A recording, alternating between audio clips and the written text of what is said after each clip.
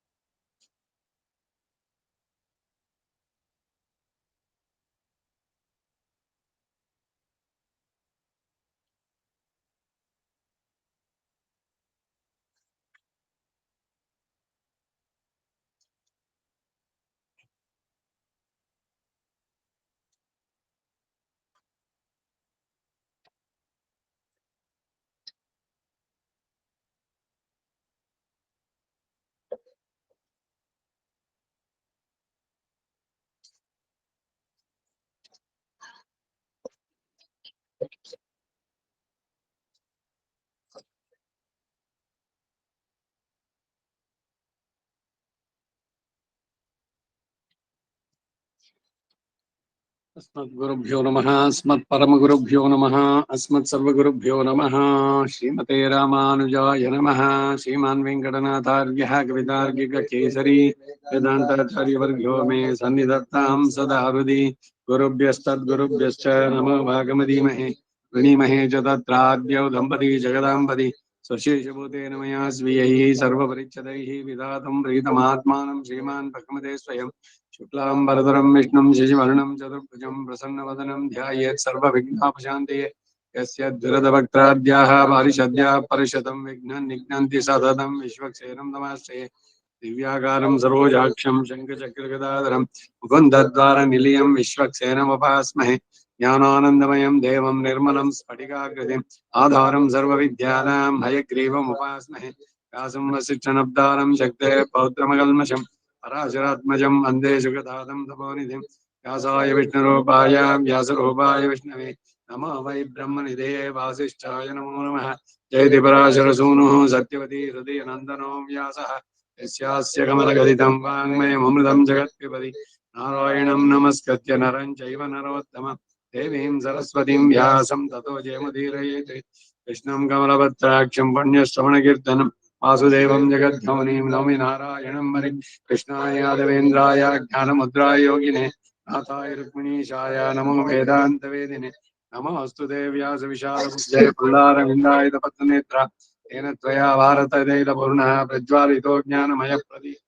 युधिष्ठिरो धर्ममयो महद्रुमः स्कन्दोऽर्जुनो भीमसेनोऽस्य शाखाः माद्रीसुतो पुष्पफले समृद्धे मूलं कृष्णं ब्रह्म च ब्राह्मणाश्च भीष्मद्रोणतटा चेद्रथजला गान्धारनीलोत्पल शल्यग्राहवती कृपेण महिनी कर्णिलाकुल अश्वत्थामगुर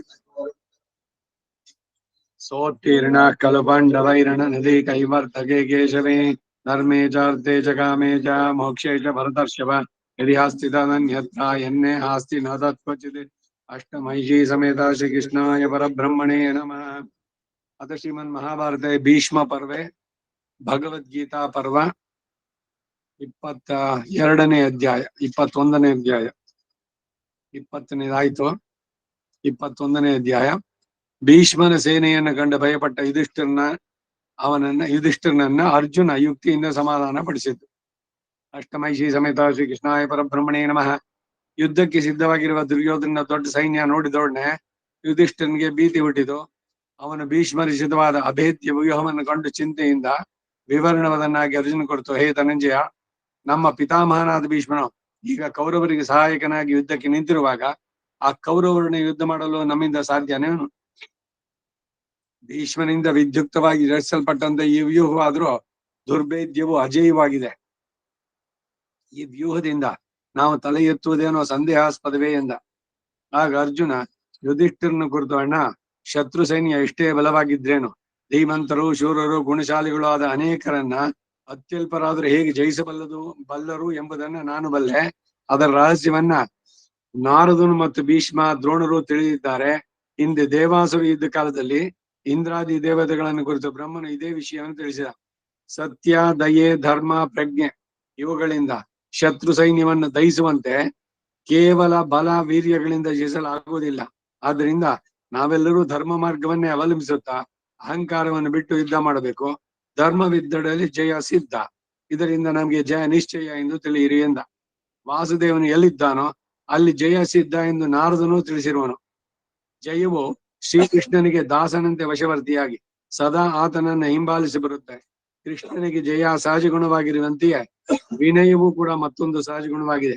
ಕೃಷ್ಣನು ಅನಂತ ತೇಜೋಮಯ, ಶಾಶ್ವತ ಬ್ರಹ್ಮ ಸ್ವರೂಪಿ, ಸರ್ವಾಂತರ್ಯಾಮಿ, ಶತ್ರು ಸಂಹಾರಕ. ಇಂತಹ ಕೃಷ್ಣನು ನಮ್ಮ ಕಡೆಯಲ್ಲಿರುವಾಗ ನಮಗೆ ಜಯವು ಸಿದ್ಧವೇ. ಹಿಂದೆ ಈ ಶ್ರೀಕೃಷ್ಣನು ವಿಕುಂಠಾದೇವಿಗೆ ಪುತ್ರನಾಗಿ ಹುಟ್ಟಿ ಅಭೇದ್ಯ ಆಯುಧವುಳ್ಳವನಾಗಿ ದೇವಾಸುರನ ಕುರಿತು ಯಾರು ಜಯವನ್ನು ಪಡೆಯುತ್ತಾರೆ ಎಂದು ಕೇಳಿದಾಗ ನಿನ್ನನ್ನು ಅನುಸರಿಸಿದ ನಮಗೆ ಜಯ ಎಂದು ಹೇಳಿ ಅವರೇ ಜಯಿಸಿದರು. ಆತನ ಅನುಗ್ರಹದಿಂದ ಅಲ್ಲವೇ ಇಂದ್ರಾದಿ ದೇವತೆಗಳು 3 ಲೋಕಗಳನ್ನು ಪಡೆದರು. ಹೀಗೆ ಲೋಕನಾಯಕನು ವೈಕುಂಠನಾಥನು ಆದಂತಹ ಭಗವಂತನೇ ನಮಗೆ ಜಯವನ್ನು ಕೋರುತ್ತಾ ಇರೋದ್ರಿಂದ ನಮಗೆ ಯಾವ ವಿಧವಾದ ಚಿಂತೆಗೂ ಅವಕಾಶ ಇಲ್ಲ ಅಂದ. ಇದು 21ನೇ ಅಧ್ಯಾಯ. ಅಷ್ಟಮೈಷಿ ಸಮೇತ ಶ್ರೀ ಕೃಷ್ಣಾಯ ಪರಬ್ರಹ್ಮಣೇ ನಮಃ. 22ನೇ ಅಧ್ಯಾಯ. ಪಾಂಡವರು ಯುದ್ಧಕ್ಕೆ ಹೊರಟಿದ್ದು. ಅಷ್ಟಮೈಷಿ ಸಮೇತ ಶ್ರೀ ಕೃಷ್ಣಾಯ ಪರಬ್ರಹ್ಮಣೇ ನಮಃ. ಆಮೇಲೆ ಧರ್ಮರಾಜನು ತನ್ನ ಸೈನ್ಯಗಳನ್ನ ಭೀಷ್ಮನಿಗೆ ಪ್ರತಿವ್ಯೂಹವಾಗಿ ರಚಿಸಲು ಪ್ರೇರಿಸಿದ್ದು, ಪಾಂಡವರು ಯುದ್ಧದಲ್ಲಿ ತಮಗೆ ವೀರ ಸ್ವರ್ಗವಾದರೂ ಲಭಿಸಲಿ ಎಂಬ ಅಭಿಲಾಷೆಯಿಂದ ಮೇಲೆ ಹೇಳಿದಂತೆ ಸೈನ್ಯಗಳನ್ನ ಶತ್ರು ಸೇನೆಗಳಿಗೆ ಎದುರಾಗಿ ನಿಲ್ಲಿಸಿದ್ರು. ಮಧ್ಯದಲ್ಲಿದ್ದ ಶಿಖಂಡಿಯ ಸೇನೆಯನ್ನು ಅರ್ಜುನ ಕಾಯ್ತಾ ಇದ್ದ. ಮುಂಭಾಗದಲ್ಲಿದ್ದ ದುಷ್ಟದ್ಯುಮ್ನ ಭೀಮನನ್ನು ಕಾಯ್ತಾ ಇದ್ದ. ದಕ್ಷಿಣ ಭಾಗದಲ್ಲಿ ಸೇನೆಯನ್ನ ಶ್ರೀಮಂತನು, ಸಾತ್ವತರಲ್ಲಿ ಶ್ರೇಷ್ಠನಾದ ಇಂದ್ರನ ಮಾವನು ಆದಂತ ಯುಯುಧಾನ ಅವನು ರಕ್ಷಿಸ್ತಾ ಇದ್ದ. ಯುಧಿಷ್ಠಿರನು ಗಜ ಸೈನ್ಯದ ಮಧ್ಯದಲ್ಲಿ ರಥಾರೂಢನಾಗಿದ್ದ. ಅವನ ರಥವು ಮಹೇಂದ್ರ ವಿಮಾನಕ್ಕೆ ಸಮಾನವಾಗಿ ಸಕಲ ವಸ್ತುಗಳಿಂದ ಕೂಡಿ ಸುವರ್ಣ ಮಣಿಗಳಿಂದ ಚಿತ್ರಿತವಾಗಿತ್ತು.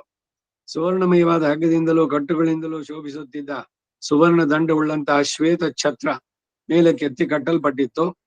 ಶಾಸ್ತ್ರಜ್ಞರು, ಪುರೋಹಿತರು, ಬ್ರಹ್ಮರ್ಷಿಗಳು, ಸಿದ್ಧರು ಅದನ್ನು ಸುತ್ತಿ ನಿಂತು ಶತ್ರು ವಧೆಯನ್ನು ಹಾರೈಸುತ್ತಾ ಜಪ, ಮಂತ್ರ, ಮಹಾ ಔಷಧಿಗಳಿಂದ ಎಲ್ಲ ಕಡೆಯಲ್ಲೂ ಅವನಿಗೆ ಕ್ಷೇಮವನ್ನು ಹರಿಸಿದ್ರು. ಆಮೇಲೆ ದನಕರುಗಳು, ಹಣ್ಣುಗಳು, ಪುಷ್ಪಗಳು, ಸುವರ್ಣಾಭರಣಗಳು, ವಸ್ತುಗಳು ಮುಂತಾದವನ್ನ ಯುಧಿಷ್ಠಿರನು ಬ್ರಾಹ್ಮಣರಿಗೆ ದಾನ ಮಾಡುತ್ತಾ ದೇವರಾಜನಾದ ಇಂದ್ರನಂತೆ ಪ್ರಯಾಣ ಮಾಡಿದ. ಸೂರ್ಯಕಾಂತಿಗೆ ಸಮಾನವಾದಂತಹ 1000 ಕನ್ನಡಿಗಳಿಂದ, ಕಿರುಗೆಜ್ಜೆಗಳಿಂದಲೂ ಉತ್ತಮವಾದ ಸುವರ್ಣದ ಕುಚ್ಚುಗಳಿಂದಲೂ ಅರ್ಜುನನ ರಥ ಪ್ರಕಾಶಿಸಿತು. ಆ ರಥಕ್ಕೆ ಅಗ್ನಿಜ್ವಾಲ್ಗೆ ಸಮಾನವಾದಂತಹ ಬಿಳಿಯ ಕುದುರೆಗಳನ್ನು ಕಟ್ಟಿದ್ರು. ಅತ್ತಲಾಗಿ ಅಸಮಾನ ಧನುರ್ಧರನು, ಹನುಮಧ್ವಜ ಉಳ್ಳವನು, ಗಾಂಡೀವಧಾರಿಯಾದಂತ ಅರ್ಜುನ ಶ್ರೀಕೃಷ್ಣನು ಸಾರಥಿಯಾಗಿ ಉಳಿತಿದ್ದ ತನ್ನ ರಥದಲ್ಲಿದ್ದ. ಈ ರಥ ಸಾಮಾನ್ಯವಾದದ್ದಲ್ಲ, ಅರ್ಜುನಂದು.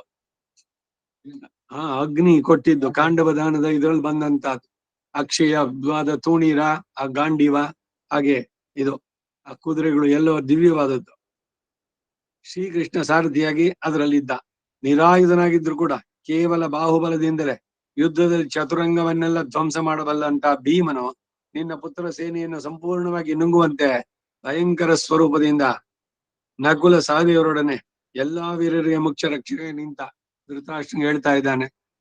ಸಂಜಯ ಸಿಂಹದಂತೆಯೋ ವೃಷಭದಂತೆಯೋ ಗಂಭೀರ ಗಮನ ಉಳ್ಳವನು, ಭೂಲೋಕದಲ್ಲಿ ಮಹೇಂದ್ರನಿಗೆ ಸಮಾನನು, ಮದದಾನೆಯಂತೆ ಹೆಮ್ಮೆ ಉಳ್ಳವನಾದಂತಹ ಭೀಮಸೇನನ್ನು ಕಂಡು ನಿಮ್ಮ ಯುದ್ಧವೀರರು ಭಯದಿಂದ ಮೈ ಮರೆತು ಕೆಸರಿನಲ್ಲಿ ಸಿಕ್ಕಿಕೊಂಡ ಆನೆಗಳಂತೆ ಪರವಶರಾದರು.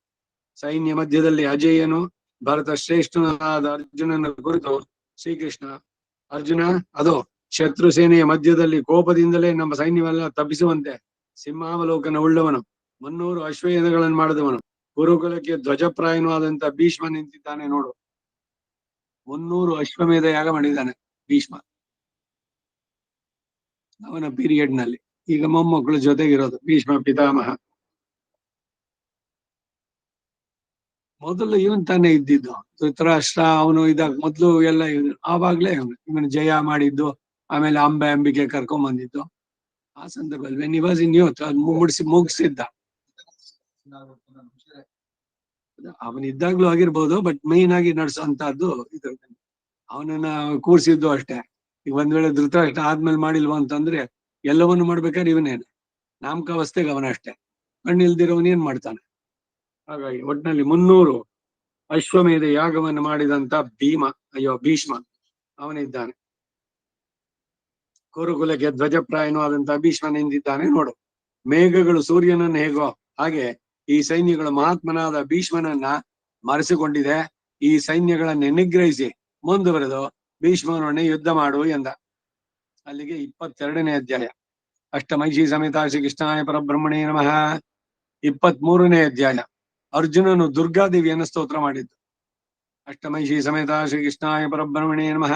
ಯುದ್ಧಕ್ಕೆ ನಿಂತಿರುವ ಕೌರವ ಸೇನೆ ಕಂಡು ಅರ್ಜುನಿಗೆ ಜಯವನ್ನು ಉಂಟು ಮಾಡುವ ಉದ್ದೇಶದಿಂದ ಕೃಷ್ಣ ಹೇಳಿದ, ಹೇ ಶೂರ, ನೀನು ಶುಚೀಭೂತನಾಗಿ ಯುದ್ಧರಂಗಕ್ಕೆ ಅಭಿಮುಖನಾಗಿ ನಿಂತು ಶತ್ರು ಜಯಕ್ಕಾಗಿ ದುರ್ಗಾ ಸ್ತೋತ್ರವನ್ನು ಮಾಡು ಎಂದ. ಅರ್ಜುನನು ರಥದಿಂದ ಕೆಳಗಿಳಿದು ಕೈಗಳನ್ನ ಜೋಡಿಸಿ ದುರ್ಗಾದೇವಿಯನ್ನ ಹೀಗೆಂದು ಸ್ತೋತ್ರ ಮಾಡಲಾರಂಭಿಸಿದ. ನೀರಿನಲ್ಲಿ ಸ್ನಾನ ಮಾಡ್ಬೇಕಾದ್ರೆ ಅಭಿಮುಖವಾಗಿರ್ಬೇಕು. ನೀರ್ ಹರಿತಾ ಇರ್ತದೆ ಎಡಗಡೆ, ನೀವು ತಲೆ ಬಗ್ಸಿದ್ರೆ ನೀರ್ ಹರ್ಕೊಂಡು ಹೋಗ್ಬೇಕು ಮೇಲೆ, ಆ ತರದಲ್ಲಿ. ಹಾಗೆ ಇಲ್ಲಿ ಯುದ್ಧರಂಗಕ್ಕೆ ಅಭಿಮುಖವಾಗಿ ನಿಂತು ದುರ್ಗಾ ಸ್ತೋತ್ರವನ್ನು ಮಾಡುವಂತ.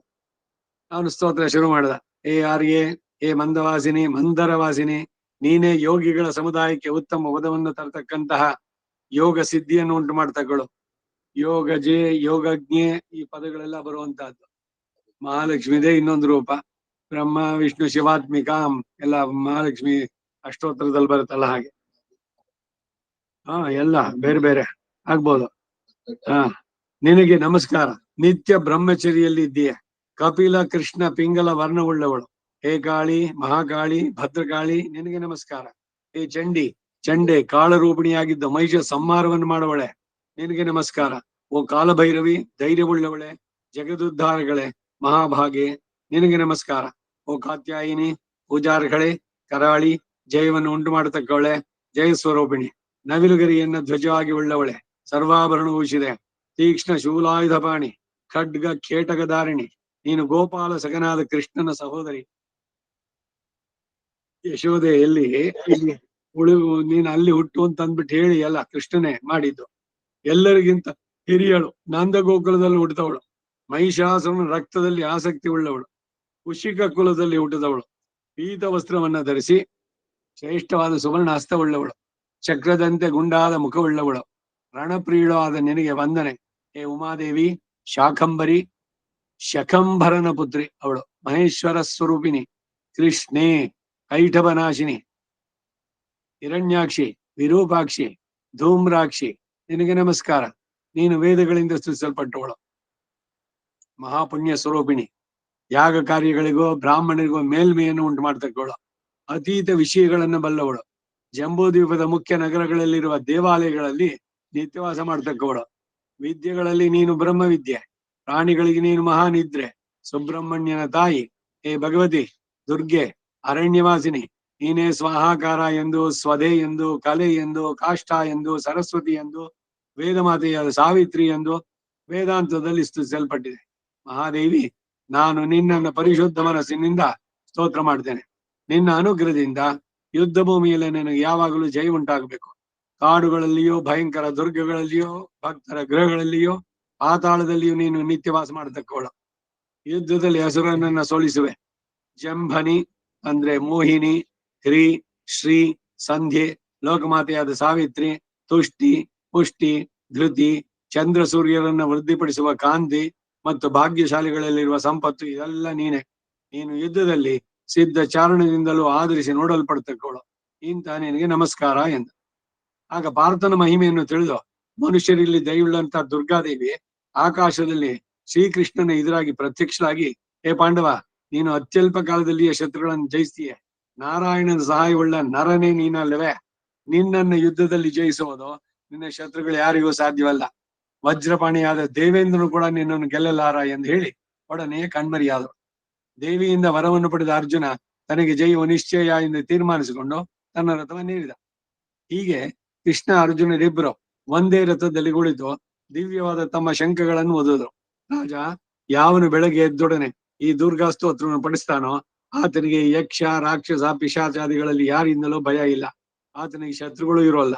ಆತನಿಗೆ ವಿಷ ಸ್ವಭಾವವುಳ್ಳ ಸರ್ಪಾದಿಗಳಿಂದ ಭಯ ಇಲ್ಲ. ರಾಜಭೀತಿ ಇಲ್ಲ. ಸೆರೆ ಸಿಕ್ಕಿದವನು ಅದರಿಂದ ಬಿಡುಗಡೆ ಹೊಂದ್ತಾನೆ. ಕಷ್ಟವನ್ನು ಸುಲಭವಾಗಿ ದಾಟ್ತಾನೆ. ಕಳ್ಳರಿಂದ ತಪ್ಪಿಸಿಕೊಳ್ತಾನೆ. ಯುದ್ಧದಲ್ಲಿ ಯಾವಾಗಲೂ ಜಯವನ್ನು ಪಡಿತಾನೆ.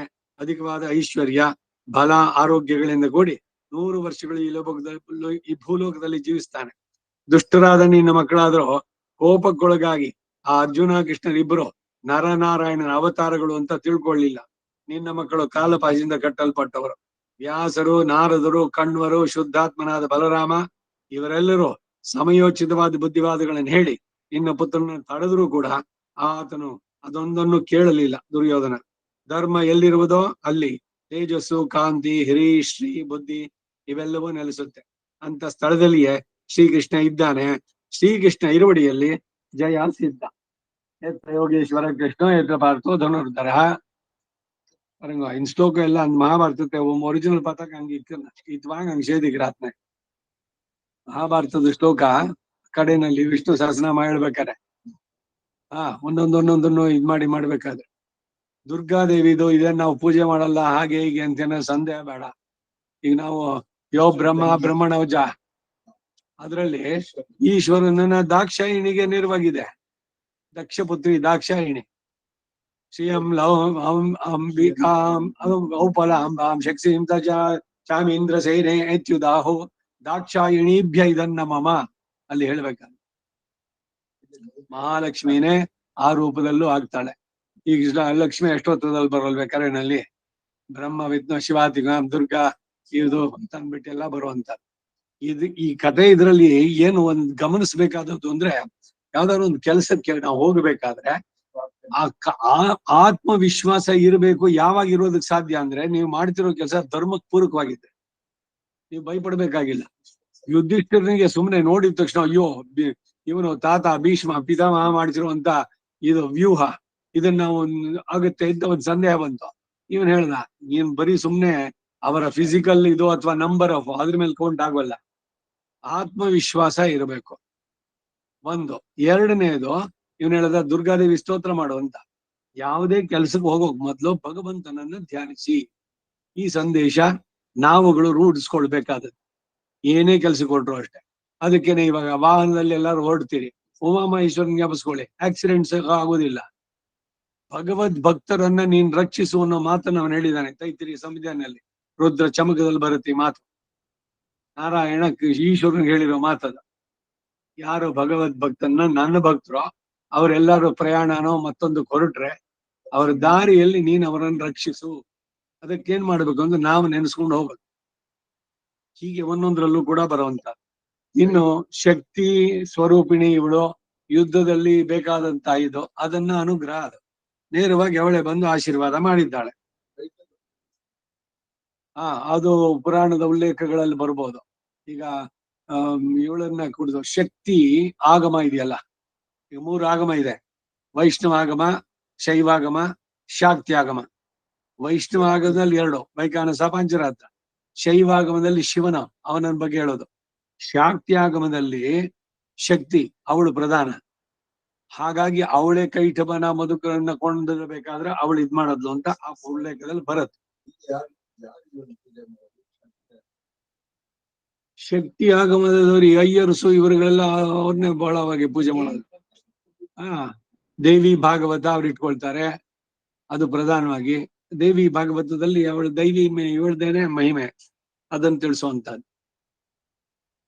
ಭಾಗವತ ನಮಗೆ ಅಷ್ಟಾದಶ ಪುರಾಣಗಳು, ದೈವಿ ಭಾಗವತ ಅಂತ ಒಂದು, ಅದರಲ್ಲಿ ದೇವಿಯ ಹಿರಿಮೆಗಳನ್ನು ಕೊಂಡಾಡುವಂತಹದ್ದಿದೆ.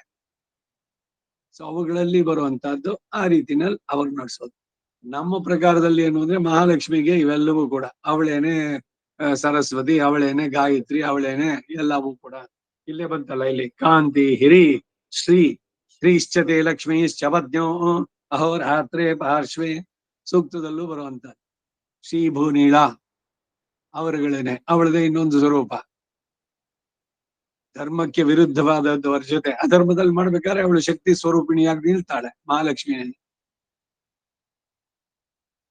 ಇಲ್ಲಿ 23ನೇ ಅಧ್ಯಾಯ, ಅಷ್ಟಮೈಷಿ ಸಮೇತ ಶ್ರೀ ಕೃಷ್ಣಾಯ ಪರಬ್ರಹ್ಮಣೇ ನಮಃ.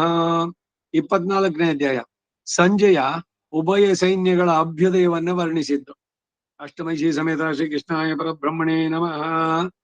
ಹಾಗೆ ಧೃತರಾಷ್ಟ್ರ ಹೇಳ್ದ, ಏ ಸಂಜೆಯ, ಆ ಉಭಯ ಸೈನಿಕರಲ್ಲಿ ಯಾವ ಕಡೆಯ ವೀರರು ಯುದ್ಧ ಭೂಮಿಯಲ್ಲಿ ಅಧಿಕ ಉತ್ಸಾಹದಿಂದ ಶತ್ರುಗಳನ್ನ ಎದುರಿಸಿ ಯುದ್ಧ ಮಾಡಿದ್ರು, ನಿಂತು ದೀನ ಮನಸ್ಕರಾಗಿದ್ದವರು ಯಾರು?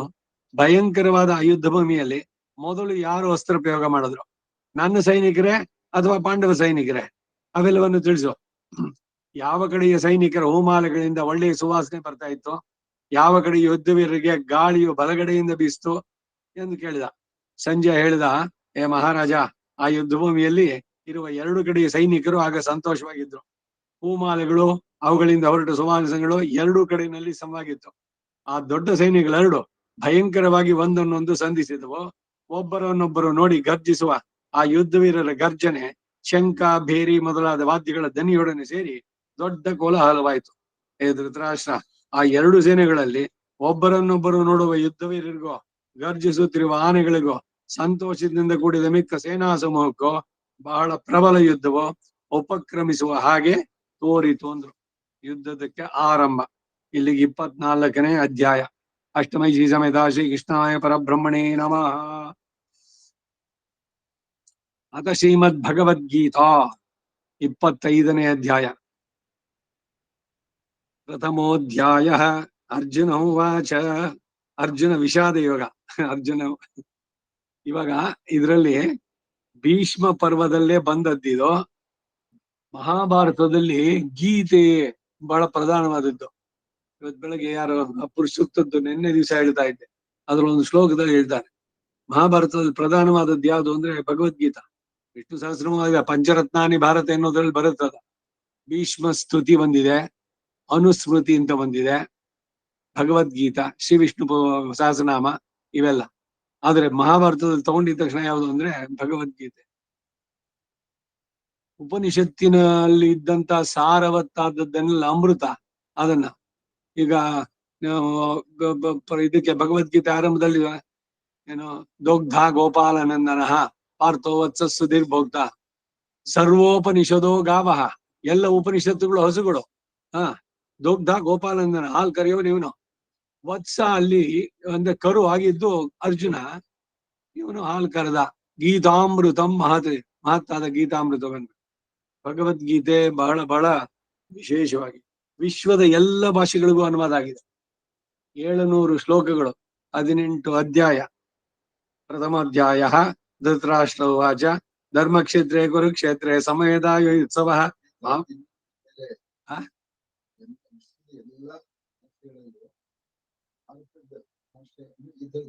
ಬೇರೆ ಭಾಷೆಗಳಲ್ಲಿ ಅದು ಬೇರೆ ಭಾಷೆಗಳಿಗಾಗಿಲ್ಲ. ನಮ್ದು ಭಗವದ್ಗೀತಾ ಅಥವಾ ಕ್ರಿಶ್ಚಿಯನ್ ಇನ್ನೇ ಆಯ್ತು. ಈ ಬೇರೆ ಪ್ರಪಂಚದಲ್ಲಿ ಭಗವದ್ಗೀತೆ ಎಲ್ಲ ಭಾಷೆಗಳಿಗೂ, ರಷ್ಯನ್ನು, ಇವಾಗ ಕೊರಿಯನ್ನು, ಏನೇನ್ ಭಾಷೆಗಳಿದೆಯೋ ಬೇರೆ ಗ್ರಂಥಗಳು ಆ ಮಟ್ಟಕ್ಕಾಗಿಲ್ಲ. ಅದನ್ನೇ ಹಿರಿಮೆ ಹೇಳ್ತಾ ಇರೋದು. ಈಗ ಕ್ರಿಶ್ಚಿಯಾನಿಟಿ ಇದ್ ಮಾಡ್ಕೊಂಡವ್ರು ಎಲ್ರಿಗೂ ಬೈಬಲ್ ಅನ್ನು ಆಯಾಯ ಭಾಷೆ ಎಲ್ಲದರಲ್ಲೂ ಕೊಟ್ಟಿದ್ದಾರೆ.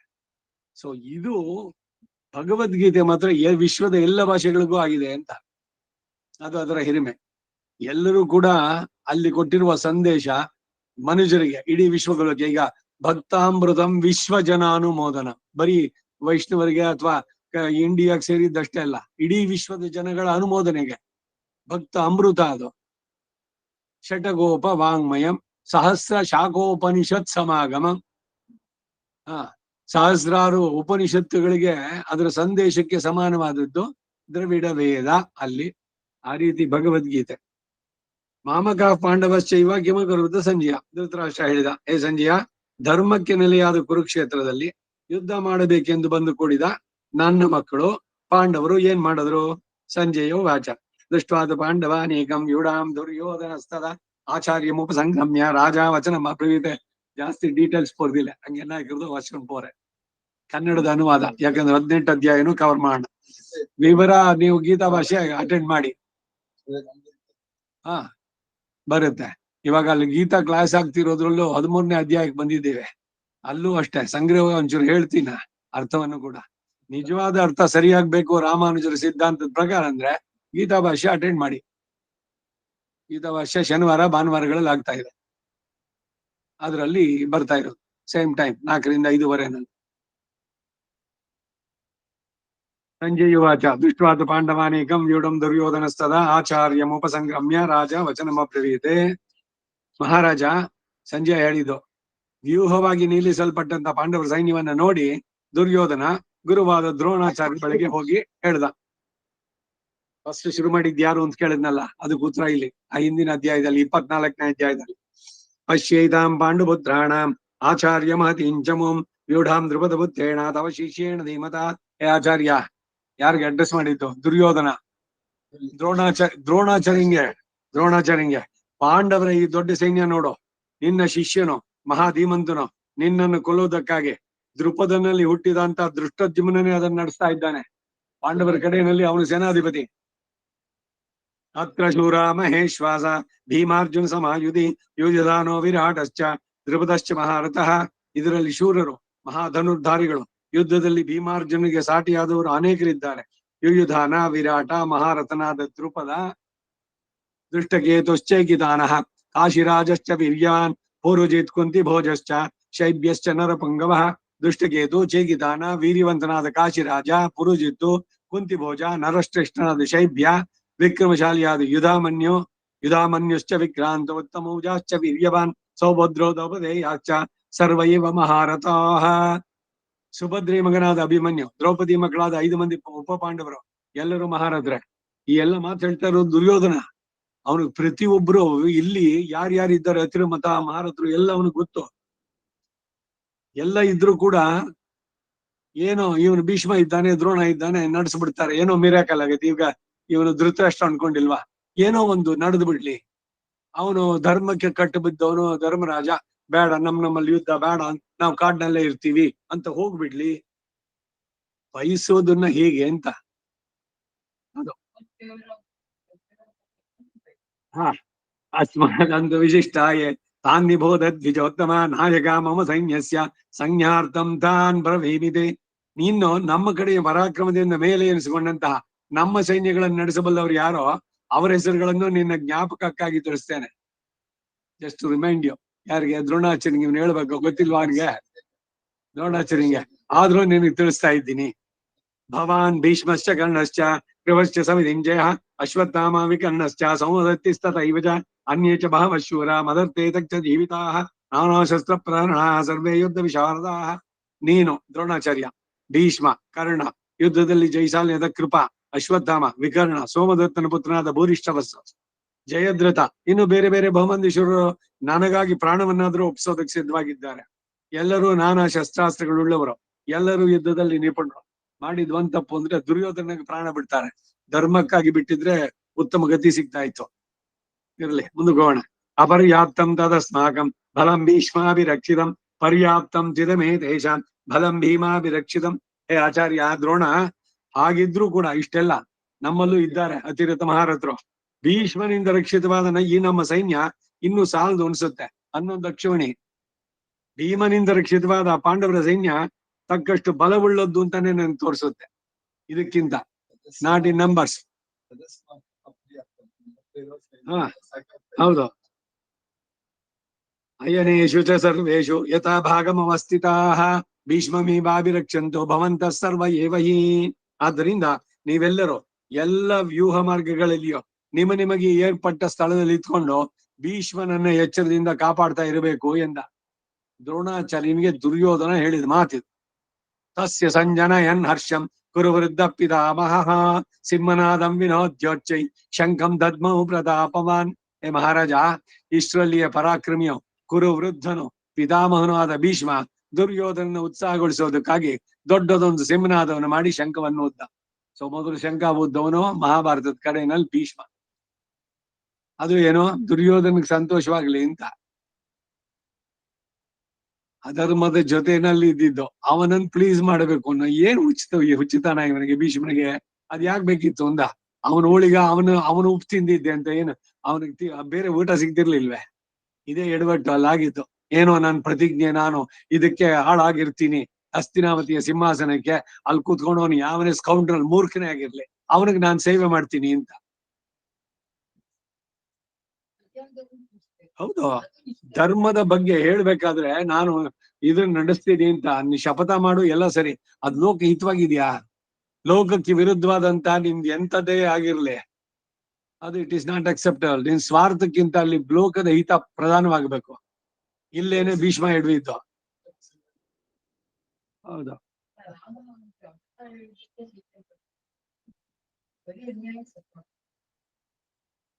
ಅಗಸ ಹೇಳಿದ್ ಮಾತಿದೆಯಲ್ಲ, ಅದು ಮೂಲ ರಾಮಾಯಣದಲ್ಲಿ ಇಲ್ವೇ ಇಲ್ಲ.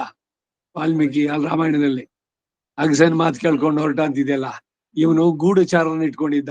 ಅವರುಗಳೆಲ್ಲ ಅಭಿಪ್ರಾಯದಲ್ಲಿ ಹೀಗೆ ಮಾತಾಡ್ಕೊಳ್ತಾ ಇದ್ದಾರೆ ಅಂತ ಬಂದು ಹೇಳ್ದ.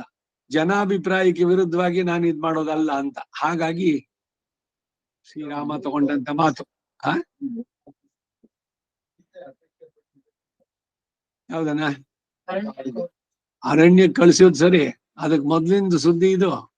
ಅವಳು ಪರೀಕ್ಷೆಯಲ್ಲಿ ಜಯವಾಗಿ ಎಲ್ಲ ಆಗಿ ಬಂದ್ರು ಕೂಡ ಜನಗಳಿಗೆ ಅಭಿಪ್ರಾಯಕ್ಕೆ ವಿರುದ್ಧವಾಗಿ ನಾನು ಮಾಡೋದಿಲ್ಲ ಅಂತ ಅಲ್ಲಿ ರಾಮ ಮಾಡಿದ್ದು ಸರಿನೋ? ಇವಳು ಸೀತೆ ಪವಿತ್ರೆ ಅಂತ ಅವಳು ಗೊತ್ತಿರ್ಲಿಲ್ವಾ? ಎಲ್ಲ ಇವೆಲ್ಲ ಹೇಗೆ ಅಂತಂದ್ರೆ ಅನ್ನೋದಕ್ಕೂ ಕೂಡ. ಆದ್ರೂ ಕೂಡ ರಾಮನಲ್ಲಿ ದೋಷ ಹೇಳ್ಲಿಕ್ಕಾಗಲ್ಲ. ಈಗ ಭೀಷ್ಮನ್ಗೇನೋ ನಾವ್ ಹೇಳ್ತೀವಿ ರಾಮ ಮರ್ಯಾದಾ ಪುರುಷೋತ್ತಮ, ಅವ್ನು ಮಾಡಿದ್ದೆಲ್ಲ ಸರಿ. ಯಾಕೆಂದ್ರೆ ವಿಧಿ ಆ ರೀತಿ ಆಗ್ಬೇಕಾಗಿತ್ತು ಮುಂದಕ್ಕೆ. ಲವಕುಶರ ಜನನ ಮಾವನ್ ಮನೇಲಿ, ಹೆಣ್ಣಿನ ತಂದೆ ಮನೆಯಲ್ಲ ಇದ್ದಂಗೆ. ವಾಲ್ಮೀಕಿ ಹೋಗಿದ್ದು ಅವಳು ತಂದೆ ಮನೇಲಿ ಇದ್ದಂಗೆ. ಎಲ್ಲೋ ಕಾಡ್ನಲ್ಲಿ ಬಿಟ್ಟು ಬಂದ ಲಕ್ಷ್ಮಣ. ಹೋಗಿ ಅಲ್ಲಿ ವಾಲ್ಮೀಕಿ ಆಶ್ರಮದ ಹತ್ರ ಬಿಟ್ಟು ಅವ್ನ ಮನೆಯಲ್ಲಿ ಇದ್ದು ನೋಡ್ದ. ಅವ್ರು ವಾಲ್ಮೀಕಿ ಆಶ್ರಮದಿಂದ ಬಂದು ಅವರೆಲ್ಲ ಕರ್ಕೊಂಡು ಹೋಗಿದ್ ನೋಡ್ಬಿಟ್ಟು ಆಮೇಲೆ ಬಂದಿದ್ದೀವಿ. ಈ ರೀತಿ ಎಲ್ಲ ಒಂದೊಂದು ಬರುವಂತದ್ದು.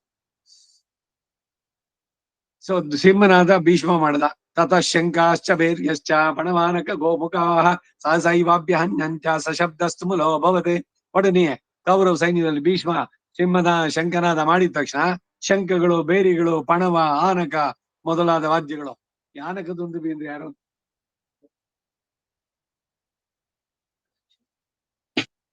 ವಸುದೇವ. ವಾಸುದೇವನೇ, ವಸುದೇವ. ವಾಸುದೇವ ವಸುದೇವನ ಮಗ. ಚೊಲ್ಲಿನ್ ಸರಿ ತೇಜಪ್ರಭಾ. ಅವನ್ಗೆ ಆನಕದೊಂದು ಅಂತ ಹೆಸರು, ವಸುದೇವನಿಗೆ. ಯಾಕೆ ಅಂದ್ರೆ ಅವನು ಹುಟ್ಟಿದಾಗ ದುಂಬಿಗಳು, ಇದು ಆನಕ ದುಂಬಿಗಳು, ದೇವ ದುಂದುಬಿಗಳು, ನಗಾರಿಗಳು ಹೊಡಿತು ಅಂತ. ನಗಾರಿ ಅದು ದುಂದುಬಿ ಅಂದ್ರೆ. ಈ ಮೇಲ್ಕೋಟೆನಲ್ಲಿ ಬೆಟ್ಟದ ಮೇಲೆ ಇದೆಯಲ್ಲ ನಗಾರಿ, ಅವನ್ ಯಾವನೋ ಟಿಪ್ಪು ಕೊಟ್ಟ ಅಂತ ಅಂದ್ಬಿಟ್ಟು ಏನೋ ಬಿದ್ದು ಬೇರೆ ಹೇಳ್ತಾರ ಅಲ್ಲಿ. ದುಂದುಬಿ, ಆನಕ ಮೊದಲಾದ ವಾದ್ಯಗಳೆಲ್ಲ ಬಾರಿಸಲ್ಪಟ್ಟು ಆ ಶಬ್ದವೆಲ್ಲ ಒಂದಾಗಿ ಅತಿ ಪ್ರಬಲವಾಗಿತ್ತು.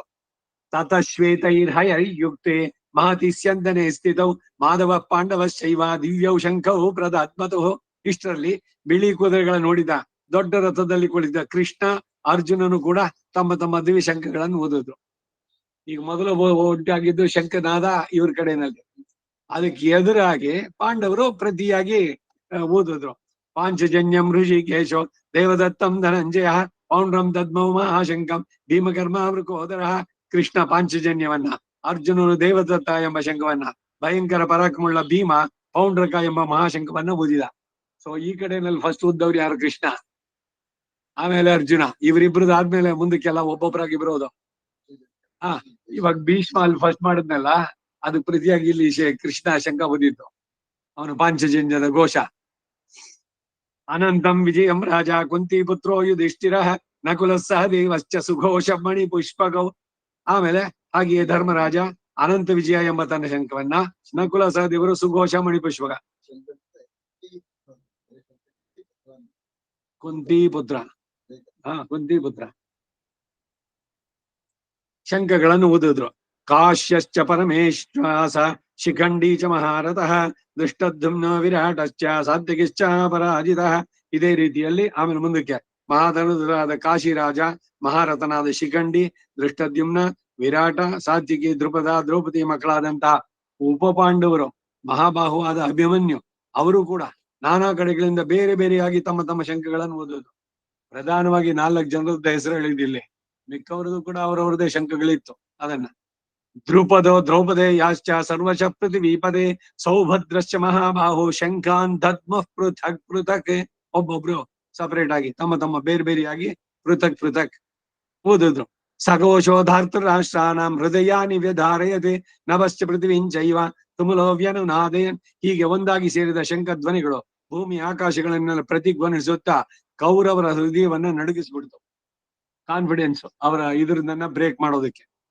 ಅಥ ವ್ಯವಸ್ಥಿತಾನ್ ದೃಷ್ಟ್ವಾನ್ ಧಾತೃರಾಷ್ಟ್ರಾನ್ ಕಪಿಧ್ವಜಃ ಪ್ರವೃತ್ತೆ ಶಸ್ತ್ರ ಸಂಪಾದೆ ಧನುರುದ್ಯಮ್ಯ ಪಾಂಡವ.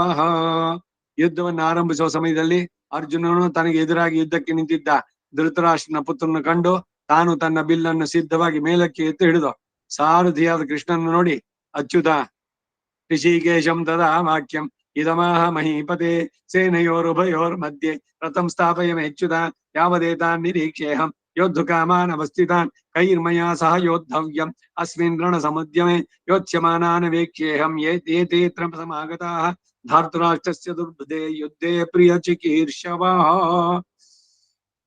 ತನ್ನ ಬಿಲ್ಲನ್ನು ಎತ್ತಿ ಮೇಲಕ್ಕೆ ಹಿಡಿದು ಇವನು ಅರ್ಜುನ ಆಮೇಲೆ ಹೇಳಿದ ಕೃಷ್ಣನ್ ನೋಡಿ, ಅಚ್ಯುತ ಈ 2 ಸೇನೆಗಳ ನಡುವೆ ರಥವನ್ನು ತಂದು ನಿಲ್ಸು. ಯುದ್ಧಕ್ಕಾಗಿ ಬಂದು ನಿಂತವರನ್ನೆಲ್ಲ ನಾನು ಒಮ್ಮೆ ಚೆನ್ನಾಗಿ ನೋಡ್ತೇನೆ.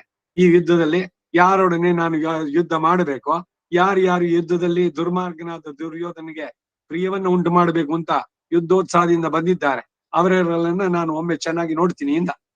ಸಂಜಯ ವಾಚ ಏವಂ ತೋ ಋಷಿಕೇಶೋ ಗುಡಾಕೇಶನ ಭಾರತ ಸೇನೆಯೋರು ಉಭಯೋದ್ಮೆ ಸ್ಥಾಪಯಿತ್ವ ರಥೋತ್ತಮ. ಸಂಜಯ ಹೇಳಿದ, ಹೇ ಧೃತರಾಷ್ಟ್ರ, ಕೃಷ್ಣನು ಅರ್ಜುನನ ಹೇಳಿದ ಈ ಮಾತನ್ನು ಕೇಳಿದೊಡನೆ ಆ 2 ಸೇನೆಗಳ ನಡುವೆ ತನ್ನ ಉತ್ತಮ ರಥವನ್ನು ತಂದು ನಿಲ್ಲಿಸಿದ. ಭೀಷ್ಮ ದ್ರೋಣ ಪ್ರಮುಖತಃ ಸರ್ವೇಶಾಂಚ ಮಹೀಕ್ಷಿತಾಂ ಉವಾಚ ಪಾರ್ಥ ಪಶ್ಯೈತಾನ್ ಸಮವೇತಾನ್ ಕುರುನಿಧಿ. ಭೀಷ್ಮ ದ್ರೋಣರೇ ಮೊದಲಾದ ಎಲ್ಲ ರಾಜರ ಮುಂದೆ ಆ ಅರ್ಜುನನ ಕುರಿತು, ಹೇ ಪಾರ್ಥ, ಉವಾಚ ಪಾರ್ಥ, ಅದೋ ಅಲ್ಲಿ ಬಂದು ಸೇರಿರುವ ಕೌರವ ಪಕ್ಷದವರನ್ನೆಲ್ಲ ನೋಡು ಎಂದ ಕೃಷ್ಣ. ತತ್ರ ಪಶ್ಯ ಸ್ಥಿತಾನ್ ಪಾರ್ಥಃ ಪಿತೃನಾಥ ಪಿತಾಮಹಾನ್. ರೂ ಅದು ಉಪಯೋಗ ಇದೆ ನೋಡಿ, ಪಿತೃನಾಥ ಅಲ್ಲ, ಪಿತೃ ಒಟ್ರು ಸುಳಿ. ಒಟ್ರು ಸುಳಿ ಇಳಿ ರೂ ಅಂತ ಹೇಳ್ತಾ ಇದ್ದೀವಿ ನಾವ್ ಹಿಂದೆ. ಪಿತೃನಾಥ ಪಿತಾಮಹಾನ್ ಆಚಾರ್ಯಾನ್ ಮಾತುಲಾನ್ ಭ್ರಾತೃನ್ ಪುತ್ರಾನ್ ಪೌತ್ರಾನ್ ಸಖೀಂಸ್ತತ ಶ್ವಶುರಾನ್ ಸುಧಶ್ಚೈವ ಸೇನೆಯೋರುಭಯೋರಪಿ. ಆಗ ಅರ್ಜುನ ಯುದ್ಧಕ್ಕಾಗಿ ಉಭಯ ಸೇನೆಗಳಲ್ಲಿಯೂ ಬಂದು ನೆರೆದಿದ್ದಂತಹ ಪಿತೃಗಳು, ಪಿತಾಮಹರು, ಆಚಾರ್ಯರು, ಸೋದರ ಮಾವಂದ್ರು, ಸಹೋದರರು, ಪುತ್ರರು, ಸ್ನೇಹಿತರು ಎಲ್ಲರನ್ನು ನೋಡಿದ. 2 ಕಡೆನೂ ಇವ್ರದೇ ತಾನಿರೋದು, ದಾಯಾದಿ ಕಲಹ. ಕೌರವರಲ್ಲಿ ಪಾಂಡವರಲ್ಲಿ ಎಲ್ಲ ಇವನಿಗೆ ಬಂಧುಗಳೇನೆ. ತಾನ್ ಸಮೀಕ್ಷ ಸ ಕೌಂತೆಯ ಸರ್ವಾನ್ ಬಂಧೂನ್ ಅವಸ್ಥಿತಾನ್ ಕೃಪಯಾ ಪರ್ಯಾವಿಷ್ಟ ವಿಷೀದನ್ ಇದಂ ಅಬ್ರವೀತ್. ಹೀಗೆ ಅನ್ಯೋನ್ಯ ಬಂಧುಗಳಾಗಿದ್ದವರೆಲ್ಲ ಎಲ್ಲರೂ ಕೂಡ ಒಬ್ಬರನ್ನೊಬ್ಬರು ಕೊಲ್ಲೋದಕ್ಕಾಗಿ ಬಂದು ಸೇರಿರುವುದನ್ನ ನೋಡಿ ಮನಸ್ಸಿನಲ್ಲಿ ಮಹತ್ತಾದ ಕನಿಕರದಿಂದ ಕೂಡಿ ಹೀಗೆಂದು ಹೇಳ್ತಾ ಇದ್ದಾನೆ ಅರ್ಜುನ. ಅರ್ಜುನ ವಾಚ ದೃಷ್ಟ್ವೇವಂ ಸ್ವಜನಂ ಕೃಷ್ಣ ಯುಯುತ್ಸುಂ ಸಮುಪಸ್ಥಿತಂ. ಕೃಷ್ಣ ಅರ್ಜುನ ಹೇಳಿದ್ದು, ಈಗ ಇಲ್ಲಿ ಯುದ್ಧಕ್ಕಾಗಿ ಬಂದು ನೆರೆದಿರುವ ಈ ಬಂಧು ಜನನ ನೋಡಿ ನನ್ನ ದೇಹದ ಅವಯವಗಳೆಲ್ಲ ಸಡಿಲಿದಂತಿದೆ. ಸೀದಂತಿ ಮಮ ಗಾತ್ರಾಣಿ ಮುಖಂಚ ಪರಿಶುಷ್ಯತೆ ವೇಪದುಶ್ಚ ಶರೀರೇ ಮೇ ರೋಮಾರ್ಚಶ್ಚ ಜಾಯತೆ. ನನ್ನ ಮುಖ ಬಾಡ್ತಾ ಇದೆ, ನನ್ನ ಶರೀರದಲ್ಲಿ ಕಂಪನ, ರೋಮಾಂಚನವು ತಲೆದೋರ್ತಾ ಇದೆ. ಗಾಂಡೀವಂ ಸ್ರಂಸ್ರತೆ ಹಸ್ತಾದ್ ತ್ವಚ್ಚೈವ ಪರಿದಕ್ಷ್ಯತೆ. ಗಾಂಡೀದವನಸು ನನ್ನ ಕೈಯಿಂದ ಸಡಿಲಿ ಬೀಳ್ತಾ ಇದೆ, ನನ್ನ ಚರ್ಮವೆಲ್ಲ ತಪಿಸ್ತಾ ಇದೆ. ನ ಚ ಶಕ್ನೋಂ ಯವಸ್ಥಾತುಂ ಭ್ರಮತೀವ ಚ ಮೇ ಮನಃ ನಿಮಿತ್ತಾನಿ ಚ ಪಶ್ಯಾನಿ ವಿಪರೀತಾನಿ ಕೇಶವ. ಈ ರಥದಲ್ಲಿ ಸರಿಯಾಗಿ ಕುಳಿತುಕೊಳ್ಳೋದಕ್ಕೂ ನನಗೆ ಶಕ್ತಿ ಇಲ್ಲದಂತಾಗಿದೆ, ನನ್ನ ಮನಸ್ಸು ಭ್ರಾಂತಿಗೊಂಡಿದೆ. ಹೇ ಕೇಶವ, ಕೆಟ್ಟ ದುರ್ನಿಮಿತ್ತಗಳು ನನ್ನ ಕಣ್ಣಿಗೆ ಕಾಣಿಸ್ತಾ ಇದೆ.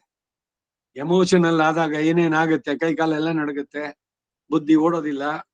ಕೋಪ ಬಂದಾಗ್ಲೂ ಅಷ್ಟೇ ಇಲ್ಲ, ದುಃಖದಲ್ಲಿ ತೀವ್ರವಾದ್ದು, ಸಂತೋಷದಲ್ಲೂ ಅತಿ ಉದ್ವೇಗ ಆಗ್ಬಿಟ್ರೆ ಏನ್ ಮಾಡ್ತೀವಿ ಅಂತಾನೆ ಗೊತ್ತಾಗಲ್ಲ. ನಾಚಷ್ಟೇ ಯೋನು ಪಶ್ಯಾಮಿ ಹತ್ವಾ ಸ್ವಜನ ಮಾಹವೇ. ಹೇ ಗೋವಿಂದ, ಯುದ್ಧದಲ್ಲಿ ಈ ಸ್ವಜನರನ್ನೆಲ್ಲ ಕೊಲ್ಲೋದ್ರಿಂದ ನನಗೆ ಶ್ರೇಯಸ್ ಏನೂ ತೋರ್ತಾ ಇಲ್ಲ.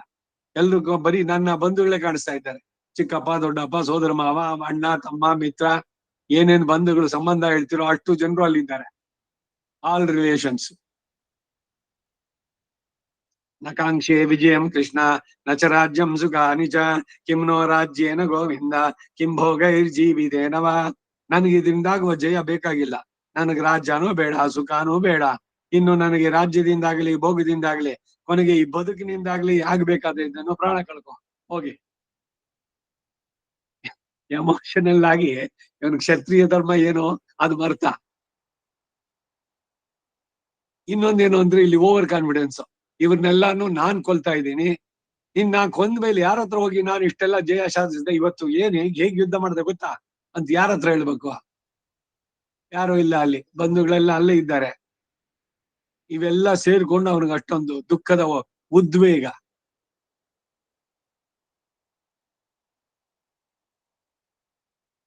ಏಷಾಮರ್ತೆ ಕಾಂಕ್ಷಿರಮ್ನು ರಾಜ್ಯಂ ಭೋಗ ಸುಖಾನಿ ಚ ತೈಮೇವ ಸ್ಥಿತ ಯುದ್ಧೆ ಪ್ರಾಣಾಂ ತ್ಯಕ್ತ್ವಾ ಧನಾನಿ ಚ.